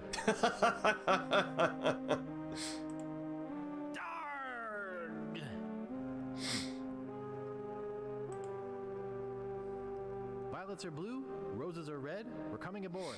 Prepare to eat lead. I like that. Yeah, I think a lot of people were, and I think that's why when they came out with a Ghostbusters cartoon. So this is really interesting. So in the 70s, there was a kids show, kids programming, adult with adult actors. It was two men who were like vaudeville variety show actors that decided to do a kids show. And they had another guy in a giant ape suit, and they were the Ghostbusters. They went around and solved crimes, and it was wacky and hijinksy and that sort of thing, kind of a live-action Scooby-Doo. But the thing is, like, the actors in it are not, like, kid-relatable. There's, like, no character in there that is, like, a proxy for a kid. And it's the weirdest thing in that respect, because most shows for a target audience have some character that resembles that target audience as a window. But it doesn't have any of that. Just two guys. One of them clearly grandpa. One of them grandpa aged. The other one uncle aged. Right? And then there's a guy in an ape suit. And it's the theme song. If you can look up the theme song, it is the most It sounds like the most bored, uninterested thing. So canonically, okay, so this is where it rolls up into the Ghostbusters movie quite nicely. The Ghostbusters live-action TV show had the copyright for the name Ghostbusters. So when the Ghostbusters movie came out, I believe they were actually on edge about using that name because they could have gotten sued for copyright, but the original show chose not to. So the original show then came out with a cartoon to appeal to the kids, because that's what you do. It's for a kid's cartoon, you have a character who's a kid in it. So the two main characters in the Ghostbusters cartoon, Ghostbusters, 2 words, are the children of the grandpa and the uncle. Those are their kids, and the ape is the same ape, I think. And they're out solving crimes, picking up the family business. So then, when the Ghostbusters movie turned out to be much more successful and culturally relevant than the Ghostbusters show that had the copyright, they couldn't compete with the original show for the cartoon's name. So they had to create another title, The Real Ghostbusters, which is amazing because the whole point is that they're not the real Ghostbusters. They weren't the first ones. They're the ones with the derivative title, and it's, the foot growing to fit the shoe. Exactly. That is what I'm saying. It's tail wagging dog. It's awesome. It's a great tale of copyright and property. That's how I'm gonna call that. And honestly, like the ridiculous of that feels very Monkey Island to me, I think. But you should definitely, if you can catch any of the episodes of the Ghostbusters, the live action show, you should. It's actually very funny. Mouthwash? We don't need no stinking mouthwash. It has the good Muppet Show variety show joke style down, and it's pretty good. That doesn't seem to work. That doesn't seem to work. Yeah, I rented it a few months ago. That doesn't seem to work. I rented it. That doesn't seem to work. Under the mistaken thought that That doesn't seem to work. I went to Scarecrow Video's catalogs, and I saw that they had the Ghostbusters musical, and I'm like, did they? Oh, hey, look, there's an upside down skeleton. The notion that there was a musical made out of this, and I was like, what the hell is this? It turns out it was a cataloging error. Unfortunately, the reference ID did point to a musical, but it was not a musical version of the Ghostbusters. Breaking my heart. What? Feet.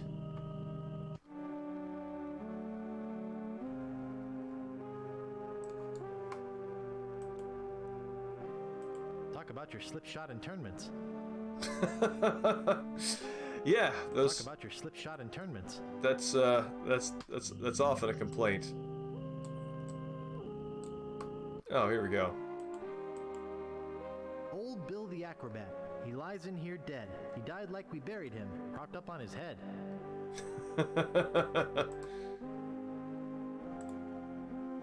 I wouldn't want to upset its balance.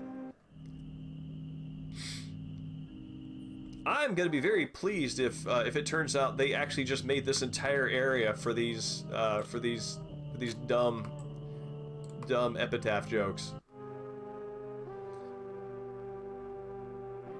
Takarazuka Review? I don't know what that is.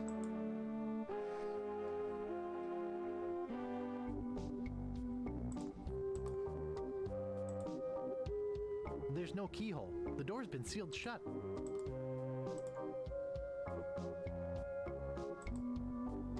Oh, is it because there's no keyhole? The door's been sealed shut. Ah. Alright, I guess I'm gonna have to dig a little further here. So, use well-polished saw on coffin? I don't think I should cut that. I don't think I should cut that. So looking for a map piece. What can you tell me? Wait, is that a map piece? Oh no, that's just roots.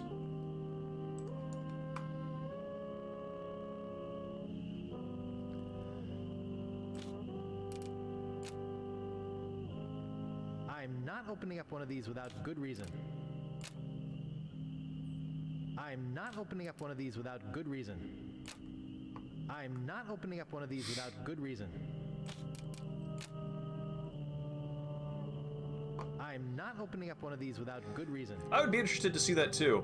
The IDW Ghostbusters run is really interesting, and I think I've mentioned this on stream before, because it's a situation where the characters' likenesses are so closely identified with the actors who portrayed them originally. Like Ray is never not going to be Dan Aykroyd.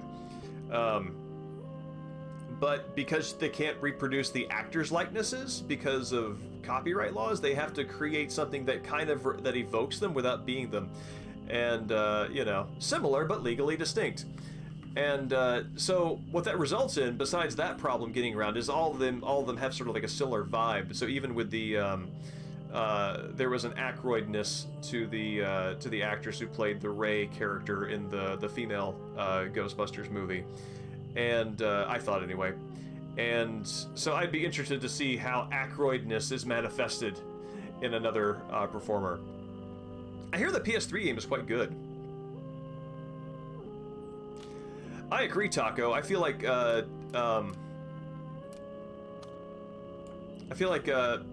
got Venkman's voice down quite nicely. He's sassy without being obnoxious and overstaying his welcome. I wouldn't want to upset its balance. I wouldn't want to upset its balance.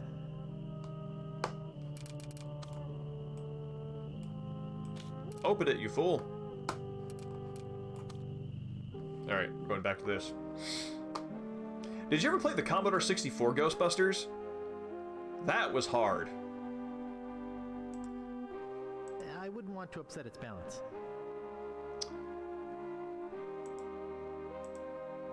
I don't think I should cut that. Okay. I'm not opening up one of these without good reason. I'm not opening up one of these without good reason. I think the Commodore 64 Ghostbusters was similar to the NES Ghostbusters.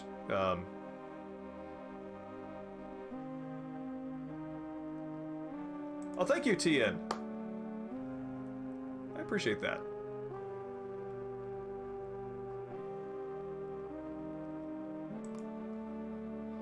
No way. That might bring them all down. Oh. I was hoping there was a pulling your leg joke in there somewhere. Oh, ow. I guess not. C64 game I would describe as easy. Raid over Moscow. Yeah, that was an easy one. No, that's actually very hard. It's a series of many different mini-games. Cold War themed, as you would expect.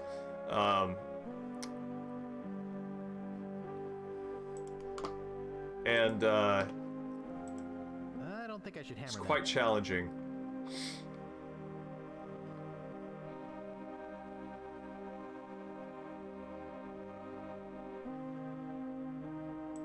Oh, does it feel like it's, yeah, oh man, I'll tell you what, the Commodore 64 is, it's gonna be a haven for you. So many of the games, were Cold War themed because that was what was going on at the time. Impossible Mission, but yeah, Raid over Moscow, look that one up. That's, I remember playing a lot of that when I was a kid, and, then getting my dad to beat it for me, because I couldn't. Seems... I don't know how to play. Alright, well, the solemnity. I can't dig that, Daddy. Man, I've already, like, defiled one grave. Like, in for a penny, in for a pound, Buster. Come on.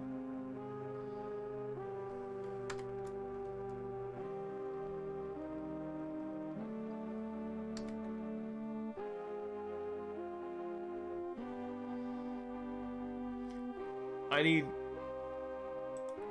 the book of pirate quotations.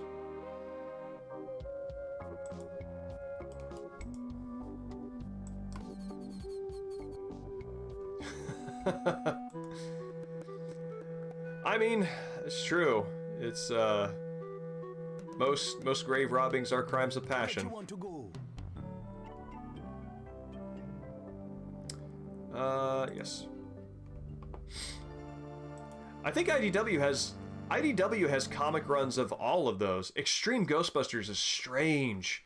I was unaware of that until actually fairly recently, and just like it's one of the few Ghostbusters versions that doesn't have.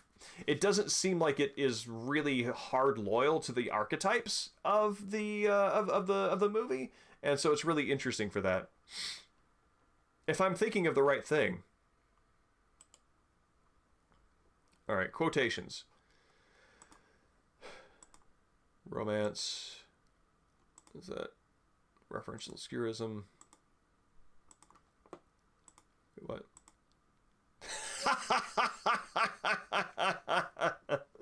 That's a quality joke. Oh man, I love it. There we go. Famous pirate quotations. I'll have to remember that. Like, no, recursion is quality comedy, and I mean, you can do the same gag in different forms over and over again, and it's great. One of my favorite things from Strangers with Candy, I've got the DVD sets of that and watch it at least once a year. There's one. I mean, there are several things where they're so ego obsessed that pictures of themselves abound. But Noblet, Stephen Colbert's character, is having a frank conversation, very serious, very stern, and he's making a stern expression. He picks up a coffee cup and drinks from it, and on the coffee cup is a picture of himself making the same expression that he has before he drinks the coffee, and it's the dumbest thing, and it's so good. Like, comedy can just stop there. Pardon me, miss. What It's do you good. want this time? It's the purest joke. I'm looking for a book. What book are you looking for? Oh yeah, so the IDW Transformers run just ended, and the 2019 Transformers run is quite good. It's very good, in fact. Brian Ruckley is the writer on it, and he did a fantastic job really capturing a new side of the characters and that sort of like renewing conflict. I did not know that IDW had lost the Ghostbusters license too. I wonder what's up with them. What's going on? Could you find famous pirate quotations?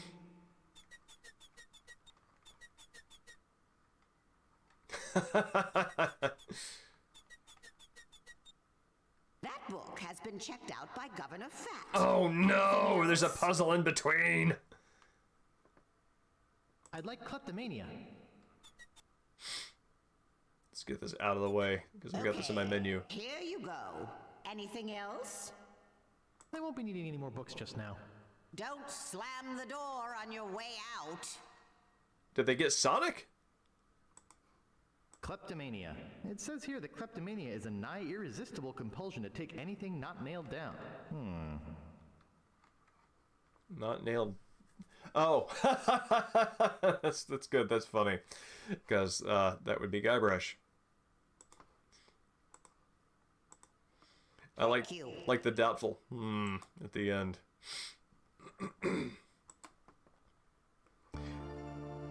Did you see the Chip and Dale movie that they recently released straight to Disney Plus?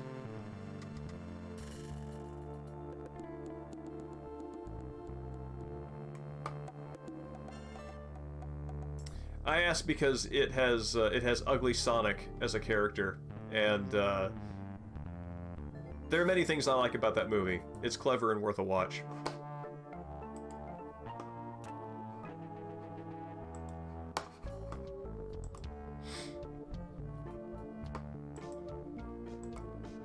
And it is also, actually, Mexicans think this might interest you too. It is a neat reflection on 90s media nostalgia. It's good. I recommend it. I had a lot of fun with it. The the cover says, Famous Pirate Quotations.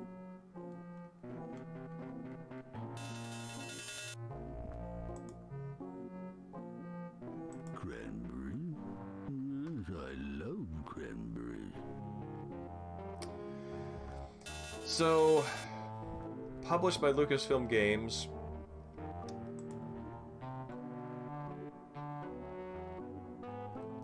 Does that mean I need to think in terms of Indiana Jones or Star Wars? I don't think that'll work.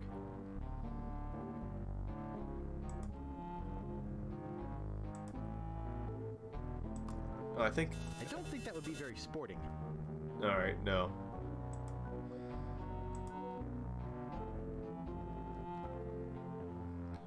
Red Tails. I don't know Red Tails. Pardon me. Excuse me.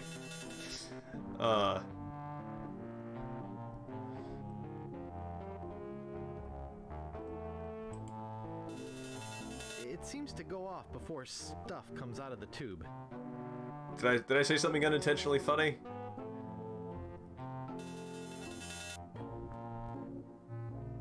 Alright, wash basin. There's food or something stuck in the drain. Alright. Go to bed. There are crumbs and condiments all over it. Ugh, gross.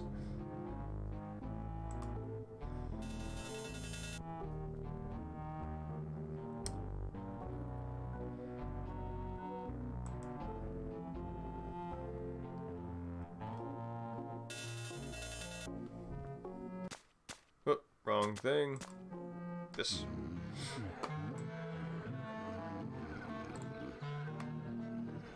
Now, feet have played... Ugh, no, I don't like that sound effect. Alright, bed table. I don't think this has been washed in about 10 years.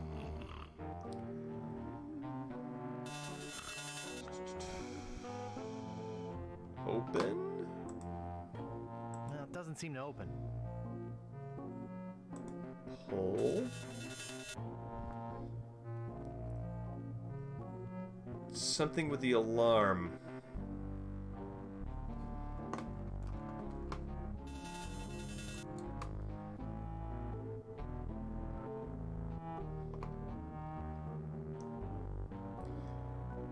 Do you mean for Monkey Island, TN?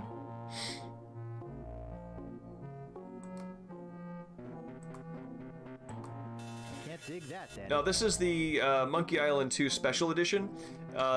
It has revised graphics for every environment and character, and it seems to use a physics. It uses a modern engine, and it has voices recorded for it. Yeah, you can switch back to the original, and in the first Monkey Island Special Edition, you only got the voices when you were playing in the new graphics mode. This one lets you have the voices when you're playing classic mode. Yeah,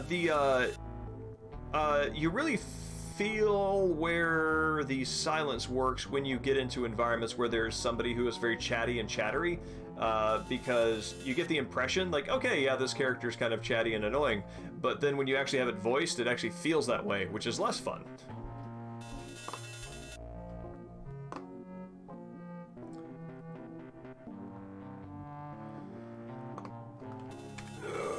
Yes, I know I need the book on his stomach. Oh, this is like,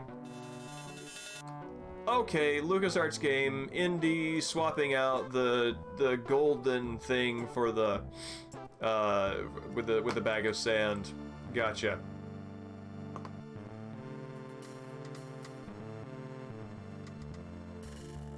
I've never heard of Red Tails in my life, and I'm very curious.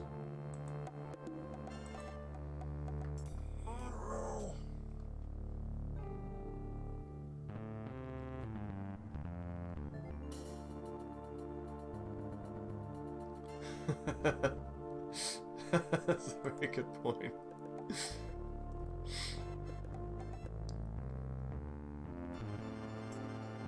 I mean, it may be the only time that Guybrush borrows something sincerely.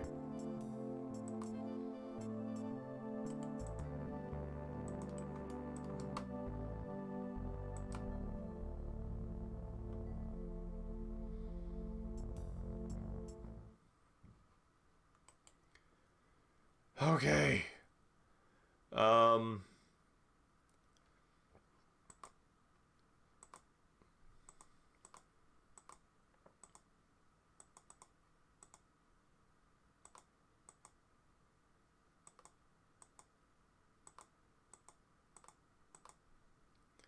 Okay, famous pirate quotations. 3 sheets to the wind. I'll have to remember that. All the books seem to be of similar density, so any book should do. I wonder if it needs to weirdly relate. Pardon me, miss. What do you want this time? I'm looking for a book. What book are you looking for? Could you find 3 sheets to the wind?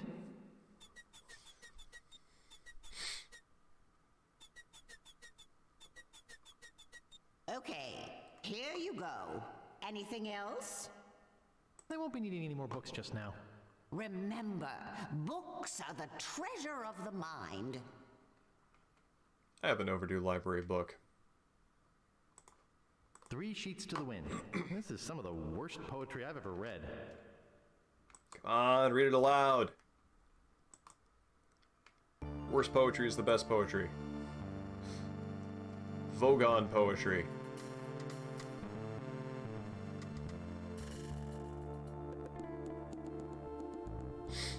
Yep, they abolished them here too, which, I feel like there's kind of a reverse psychology thing that kind of comes from that. You know the criticism that unlimited PTO receives, because if your PTO is unlimited, people are actually less inclined to take it. It's because, like, they have to they have to justify it more and explain why they're taking it. So people will use it less often. I am actually more motivated to turn in this library book because there are no fees, and I feel horribly guilty that I am receiving no blowback from being lazy.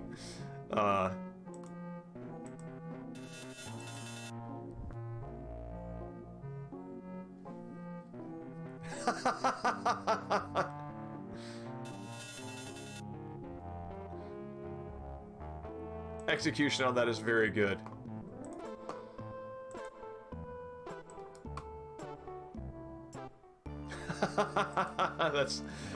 That's good. I like the yeah, Guybrush signing the theft. Although I don't know, this complicates the question of theft, right? So,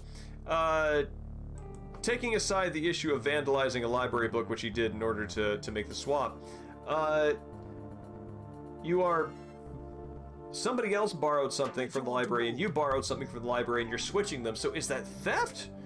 Or is that some sort of, like, reverse curse borrowing?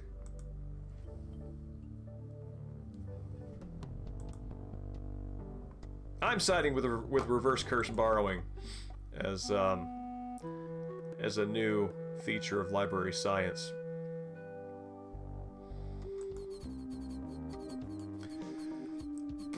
Oh man, that's a good question.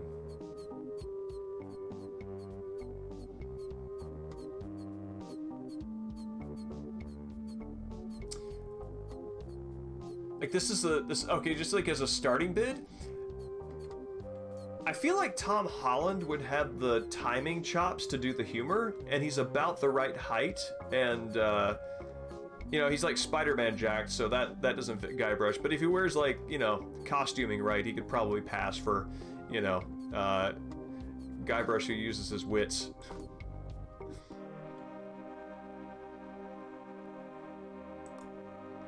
Oh yeah, no, David Spade of a certain age I can totally see, yeah.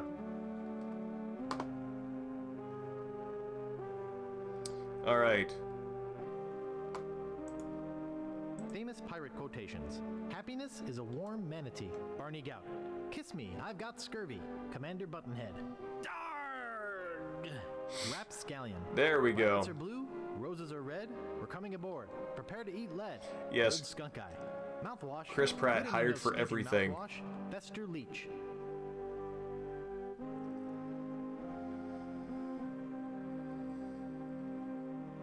Well, yeah, that's the thing. I think that might also be the connection because Peter Parker is very quippy and very quippy and not taking things very seriously in the moment, wisecracky, and Guybrush is less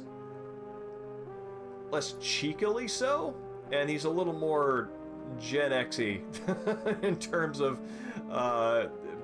there's a little more eye roll in some of his irreverence. Well, eye roll isn't right, but it feels more Gen X-y in a sort of detached way than Spider-Man is. Yeah, matter of fact.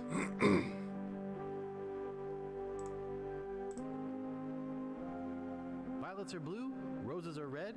We're coming aboard. Prepare to eat lead. All right, where's my Mouthwash. R? We don't need no stinking mouthwash.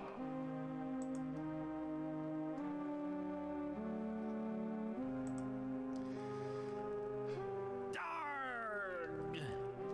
Yeah, I mentioned earlier in the stream, I've spoken independently with like 3 other people who are just super distressed with how the world is now, and one of them is my age, and we were like talking about like how were things just like simpler when we were younger, or were we just young and not paying attention? I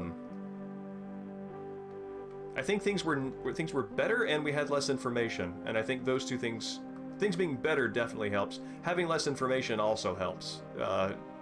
So yeah. Those were a time.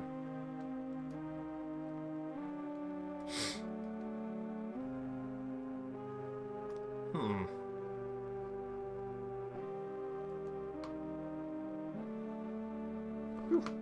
Shiver. Ooh, looks like human ashes.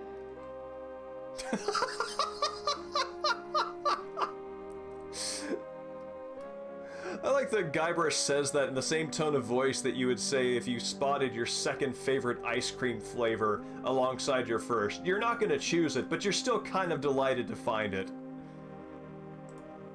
Ooh, looks like human ashes.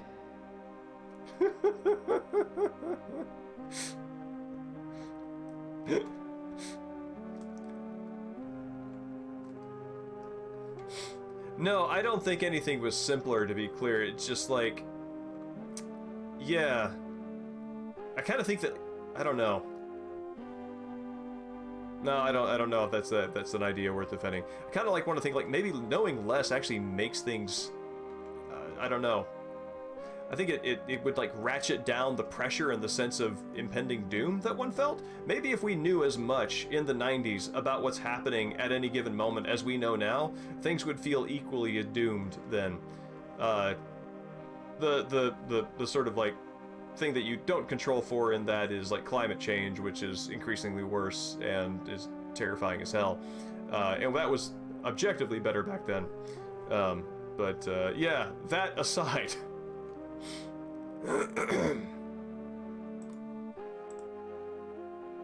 Dare I? Oh god! You're right, he's not gonna desecrate a grave of somebody he doesn't know. Silty. Silty. Can I take this to the voodoo lady?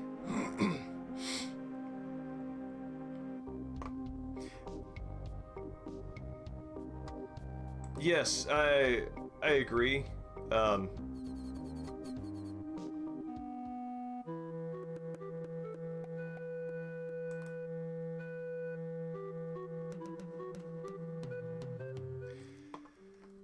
Yeah. Oh, weird. All of your verbs are blanked out in this. You just have row 2, which that's interesting. I wonder how they do that. I don't imagine it's very complex, but it's interesting to me. Since row is not a verb you use anywhere else, and they blank out all of your other verbs and force you into that one, and that's the only thing that you can do.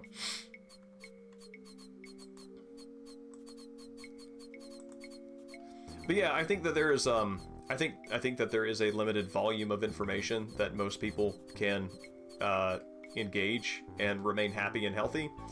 I think some people are uniquely equipped to handle I don't know, the infinity of information that's blasted at us.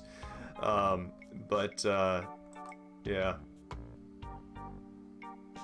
Back again, Mr. Threepwood? Yeah, the OJ trial was everywhere. And by everywhere, I mean everywhere in all of the limited media outlets that were available to you. You have so many options now that even if there is... even if the trial is amplified to a comparable degree for people who are paying attention, you have so many other ways of not paying attention and also getting information relevant to you that that is just, it's a whole different ecosystem. About that voodoo doll? Yes, it worked pretty well, didn't it? I still have the touch. I remember I was in 12th grade biology class, and the class president came over the PA speaker to let us know that that OJ had been cleared of all charges, and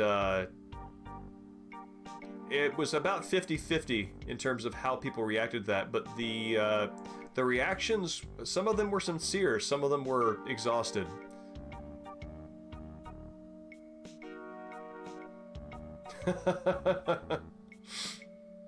Well, that's enough voodoo for me. Bye. So be it.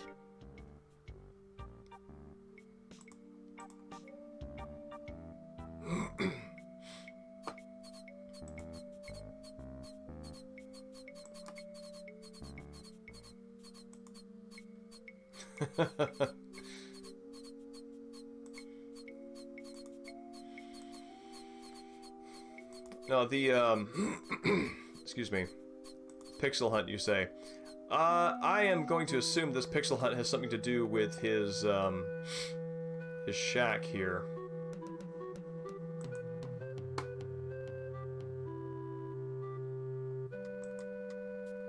Weenie Hut.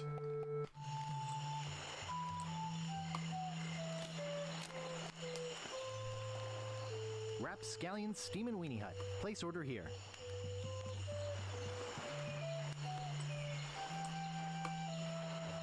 The Weenie Hut. There's the door. There's another sign.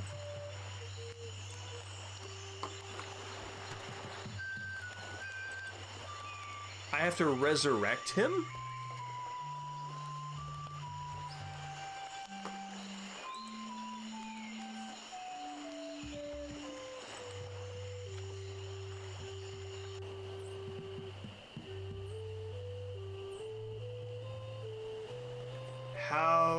What? Okay, so what do I know about resurrection? Voodoo Lady is out. They resurrected LeChuck, but I don't remember where that was. I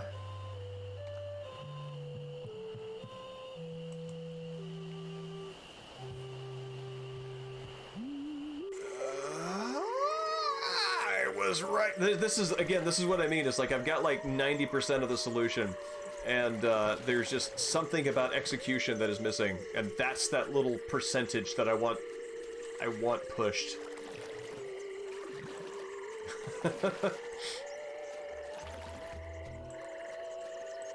Well, man, the resurrection that I learned about in Sunday school was basically autopilot, right? I didn't have to do anything. Just resign yourself to the injustices of the world and it takes care of itself. Alright. So... books. Book on resurrection.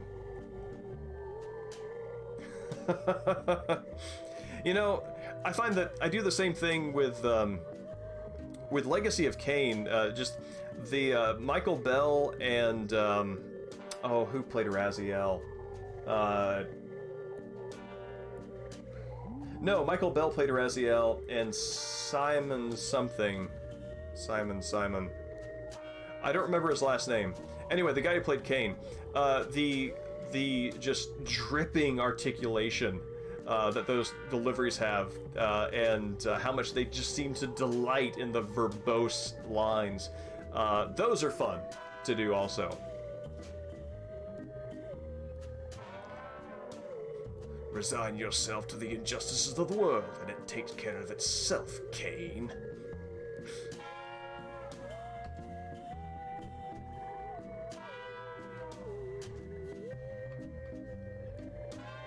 Yeah, that's what I would think. Like, Guybrush, like, has to, like, redo,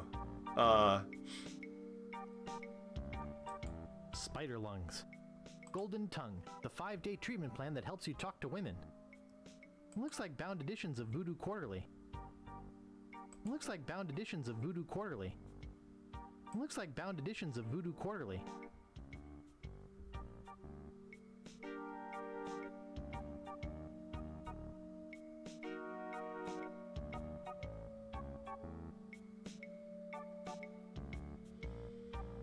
Looks like bound editions of Voodoo Quarterly. Tender Touch Pirate Powder. Prevents stump chafing and eye patch rash. Eye patch rash. Okay. This is all selectable. Is there one that is uniquely selectable?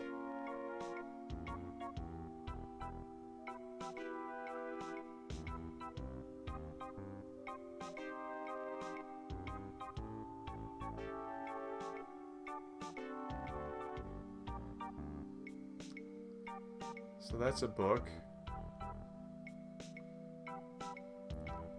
Golden Tongue isn't it. Spider Lungs, Root Cocktail, Bat Wax, Wart Remover, Jar, Cat Dewormer. Ash to Life. Ash to Life. Ash to Life. The uncremating cream. Hey, that's just a display model. I've got the real stuff back here. That's one of my most powerful potions. Brings the dead back to life. Weird. I totally would have thought that asking her about this would have been the way this happens.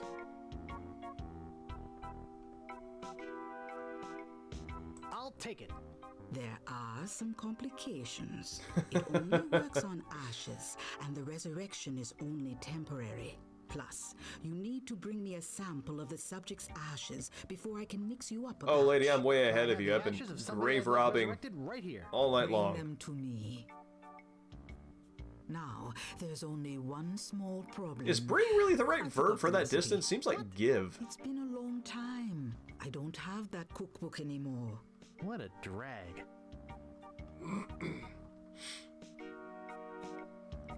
So I need a book, Back again, Mr. Threepwood. which is probably going to send me to the library. Cream.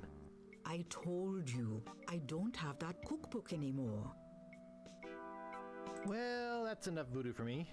Bye. So be it. All right. I absolutely want to get this last map piece before I call it a night. And I feel like I'm close, but I also don't know if this is going to be like the Zeno's Paradox thing, where I just like you can always have cut the cut the distance in half and never get there.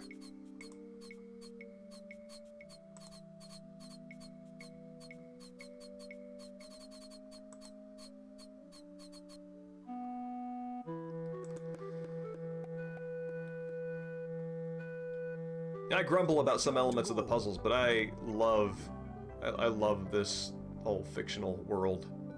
It's rad.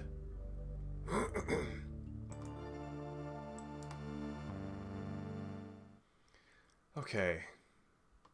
cookbook.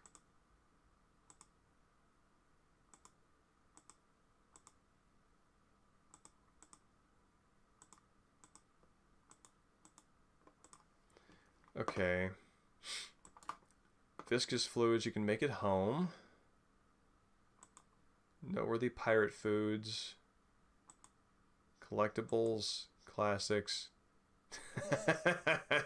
That's really good. I like that. Well, damn. Maybe voodoo.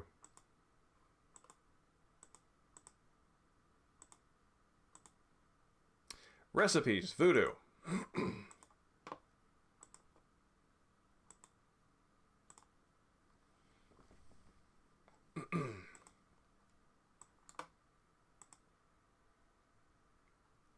The Joy of Hex. The Joy of Hex. I'll have to remember that. That's also something that feels like might be time locked. Pardon me, miss. What do you want this time? As a reference. I'm looking for a book. What book are you looking for? Could you find The Joy of Hex? Okay, here you go. Anything else? I won't be needing any more books just now. Remember, books are the treasure of the mind. Like, I can actually feel the distance in time and culture between the references that they're making and now, because I encounter them, I understand them, and I realize how long it's been since I've thought about the referent. Yeah. The Joy of Hex. I think it's meant for advanced voodoo practitioners. The writing's way too technical for me.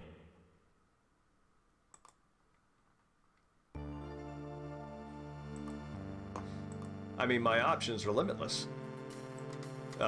Limitless within a range of 3. Alright.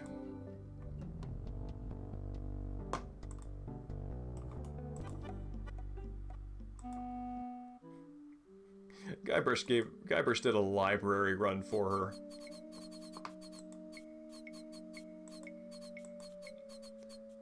Well, like I said, there were the benefits of having less information. I mean, there was the song, what was it, 57 channels and there's nothing on?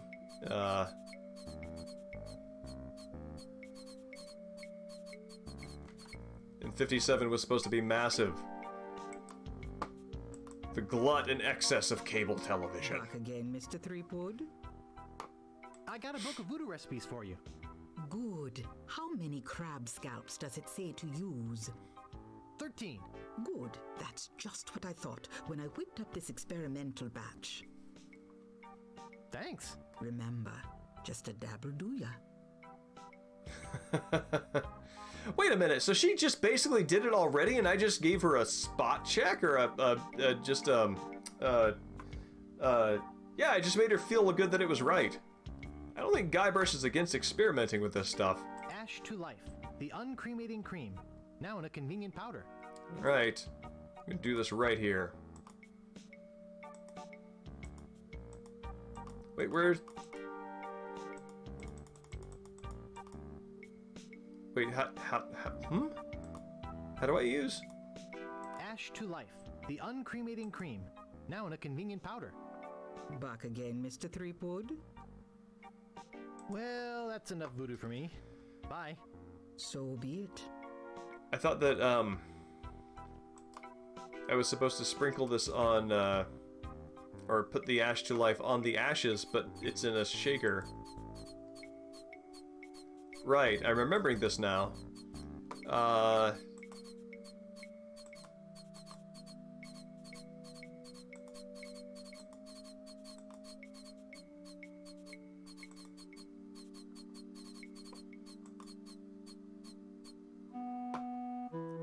man. So, now maybe not the most organic association, but speaking of components, I had an ice cream sandwich for the first time in years the other day, and it was amazing.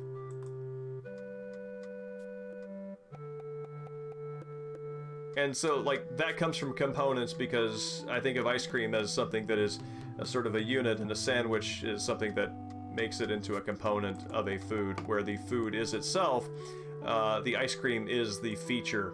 So I'm not used to it. Just, you know, ice cream is always the feature. The cookies surrounding it, making it the sandwich, is not the feature, but ice cream then becomes a component rather than the thing itself. Anyway, so yeah, components. All right. I don't think it was meant for that.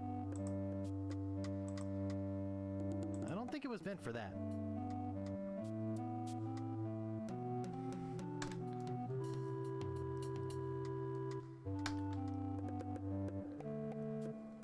On his ashes. So I go back and use it on ham sandwich ice cream. No, you can't take it back. You got to do it now. Once you utter it, the universe knows. Ice cream sandwich with waffle sounds amazing. Like, are we talking like griddle waffles? Yeah, no, sorry. Just got to be careful with what you say, because it's some things are non-reversible. Vows of revenge, vows of eating ham sandwich flavored ice cream. Those are actually the two top ones. The unretractable oaths.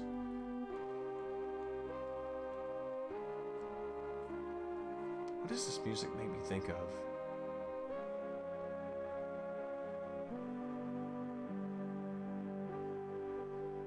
This sounds like something, and I'm not able to put my finger on it.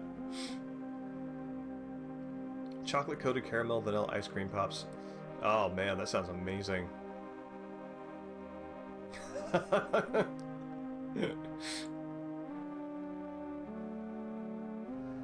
Alright. Wow, a whole loading screen for this coffin. Use ash to life on ashes.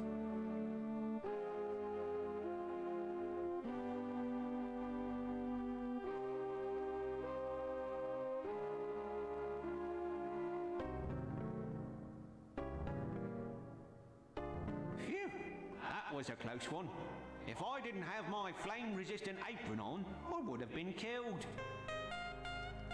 Look how they resurrect him just to the point of being a passable human, but then stop short.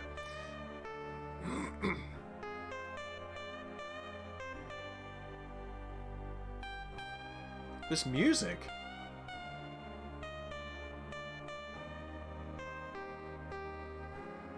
Like, you can hear the guitar string bends that they're...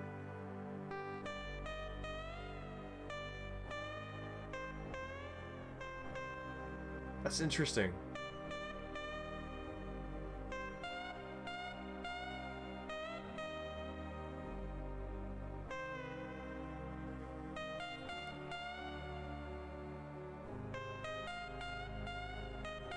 Yeah, that is cool. Killed, Rap. What? You shivered your last timber. You're the prep cook of the pearly gates. Which do I want to hear Dominique say? You've shivered your last timber. I'm dead. Gold. Stiff as a frozen foot long. Green as a year-old pickle relish. Crusty as a stem. Green as year-old pickle relish. I'm not ready to die. I feel my soul is not at peace. There is something I must do before I pass on. Finish War and Peace. Perfect plumps and cook wiener technology. Produce an heir to the steam and weenie fortune. Pass along your part. Ah.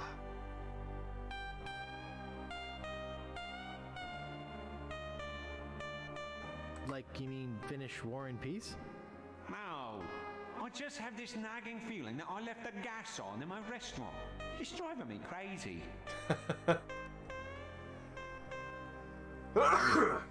Excuse me. I'll check the gas for you, Rap. Thanks. Here's the key. Yep, seems like Guybrush lying under false pretenses is exactly what to do. Wait a minute, how did the key get resurrected? And the clothes? This raises a lot of questions.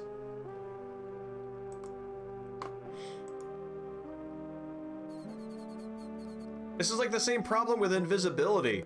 Like, if you're invisible, like, why are sometimes clothes invisible along with the person, and how far away from the person's presence does invisibility stop? Like, is it commutable? Like, if you're invisible and you touch somebody, do they become partly invisible, like your clothes become invisible because they're attached to you? And so this also raises the question of, if something is cremated with you and you are resurrected from your ashes, does all the materials that are resurrected then return to their original pre-cremated form? It just...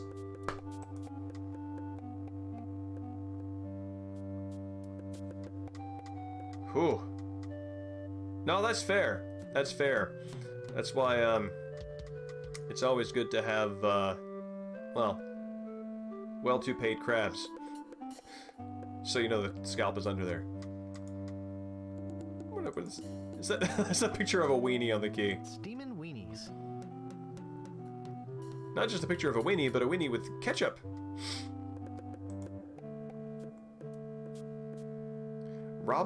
Robert Pattinson.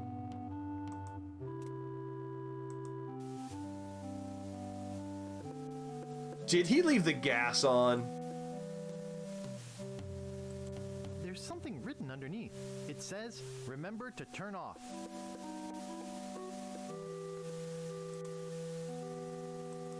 That's great. He actually did leave the gas on. I like Robert Pattinson. They're empty, but I can still smell the pickles. When I found out, I don't know, his reaction to his own character, Edward Cullen, earned him some respect in my book. They're empty, but I can still smell the pickles. All right. It's stuck shut with old grease and pork fat. Yeah. It's empty, except for the baked-on weenie juice.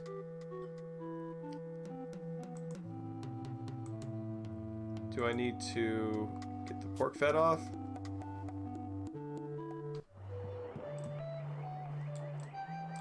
I've been wanting to watch the Batman that he is in.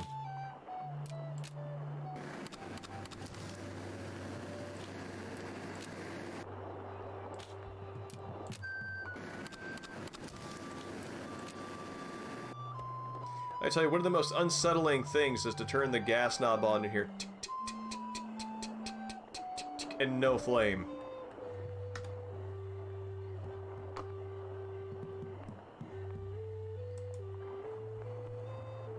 Oh, okay, I get it.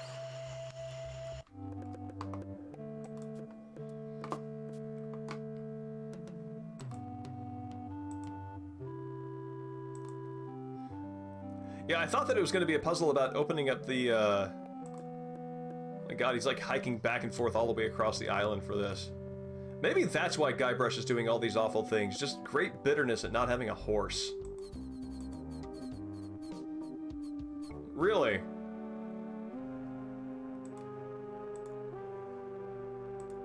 Alright. Get this loading screen weirdly enough for this one background.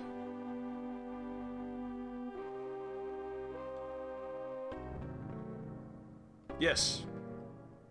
Well? You were right. The gas was on. I turned it off. Thanks. I guess where I'm going, I won't need this map anyway. Oh, that's horrifying. Thanks. Now I can rest in the folds of the earth, like a steaming weenie in a soft, fresh bun.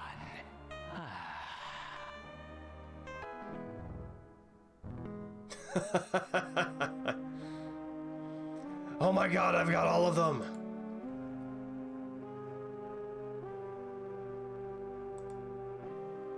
That's interesting, because if you turn your head and assume north is that way, it is X marks the spot, but from the way that Guybrush is holding it, it's looks like, I don't know, like an iron cross or something.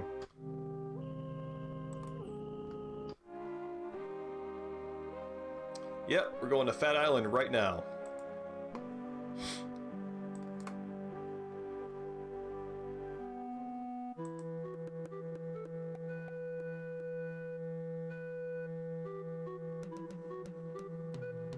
bet you want to go?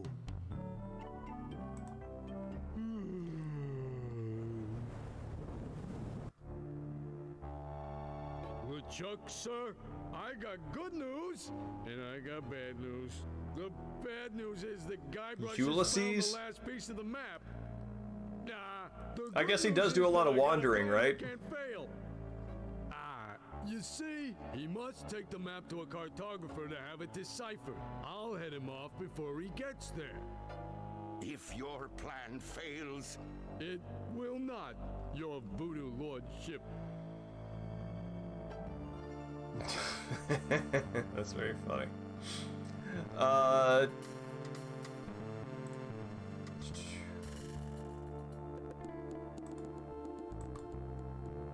The jail cell?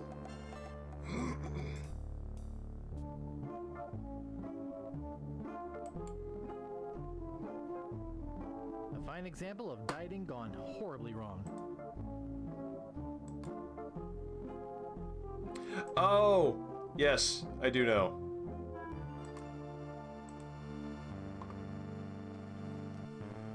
It's Captain Kate.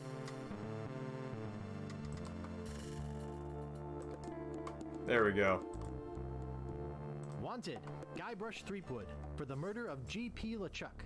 Also for the use of witchcraft on the person of Largo Legrand, the thievery of clothing and medically prescribed hair supplements for such witchcraft, grave robbing, trespassing, larceny without a permit, disturbing the peace, illegal gambling on a sporting event, use of falsified identification for the purchase of alcohol, exceeding allowable FDA limit for rodent parts in vichyssoise, premature entombment of a non-dead individual, reckless tampering with city-maintained plumbing without prior acquisition of an environmental impact report, transportation of animals not in a mental state to give consent, vandalizing a historical miniature, reckless use of gardening tools, impersonating a woman in order to evade prosecution, 2 counts of unauthorized exiting from a penal institution, impersonating a federal mail boat, reanimating dead persons within city limits, possession of library books not specifically checked out to oneself, mixing drinks without a liquor license, and releasing a dangerous reptile in a populated area. Also wanted for questioning regarding the disappearance of prescription eyewear. That's lovely. Playing God wasn't the problem. It's just doing it in city limits without the right paperwork filed. I dig it. I also think it's interesting that Guybrush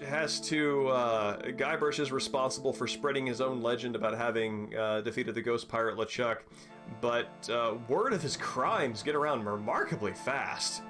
One must assume that communication faster than he sails between the islands, faster than him sails between the islands to get that. So, yeah. I guess the way to get your legend to spread is just to be super obnoxious. But, well, let's go ahead and do this now. Make sure none of it's lost.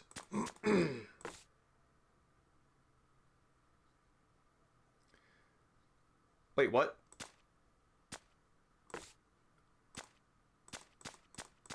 Okay, I was about to say, I'm definitely not at 42%.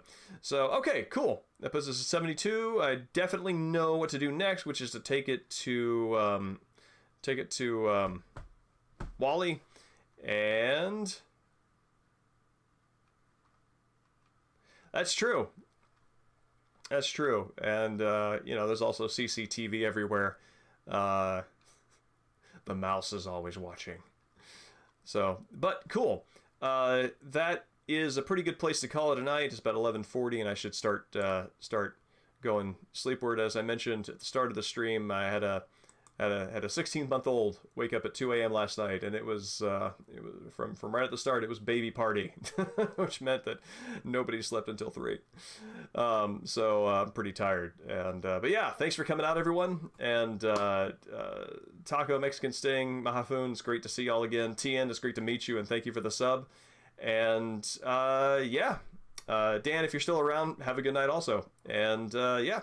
Hope you all have a good night, and I will be back to probably wrap this up on Wednesday of next week. So, have a good night.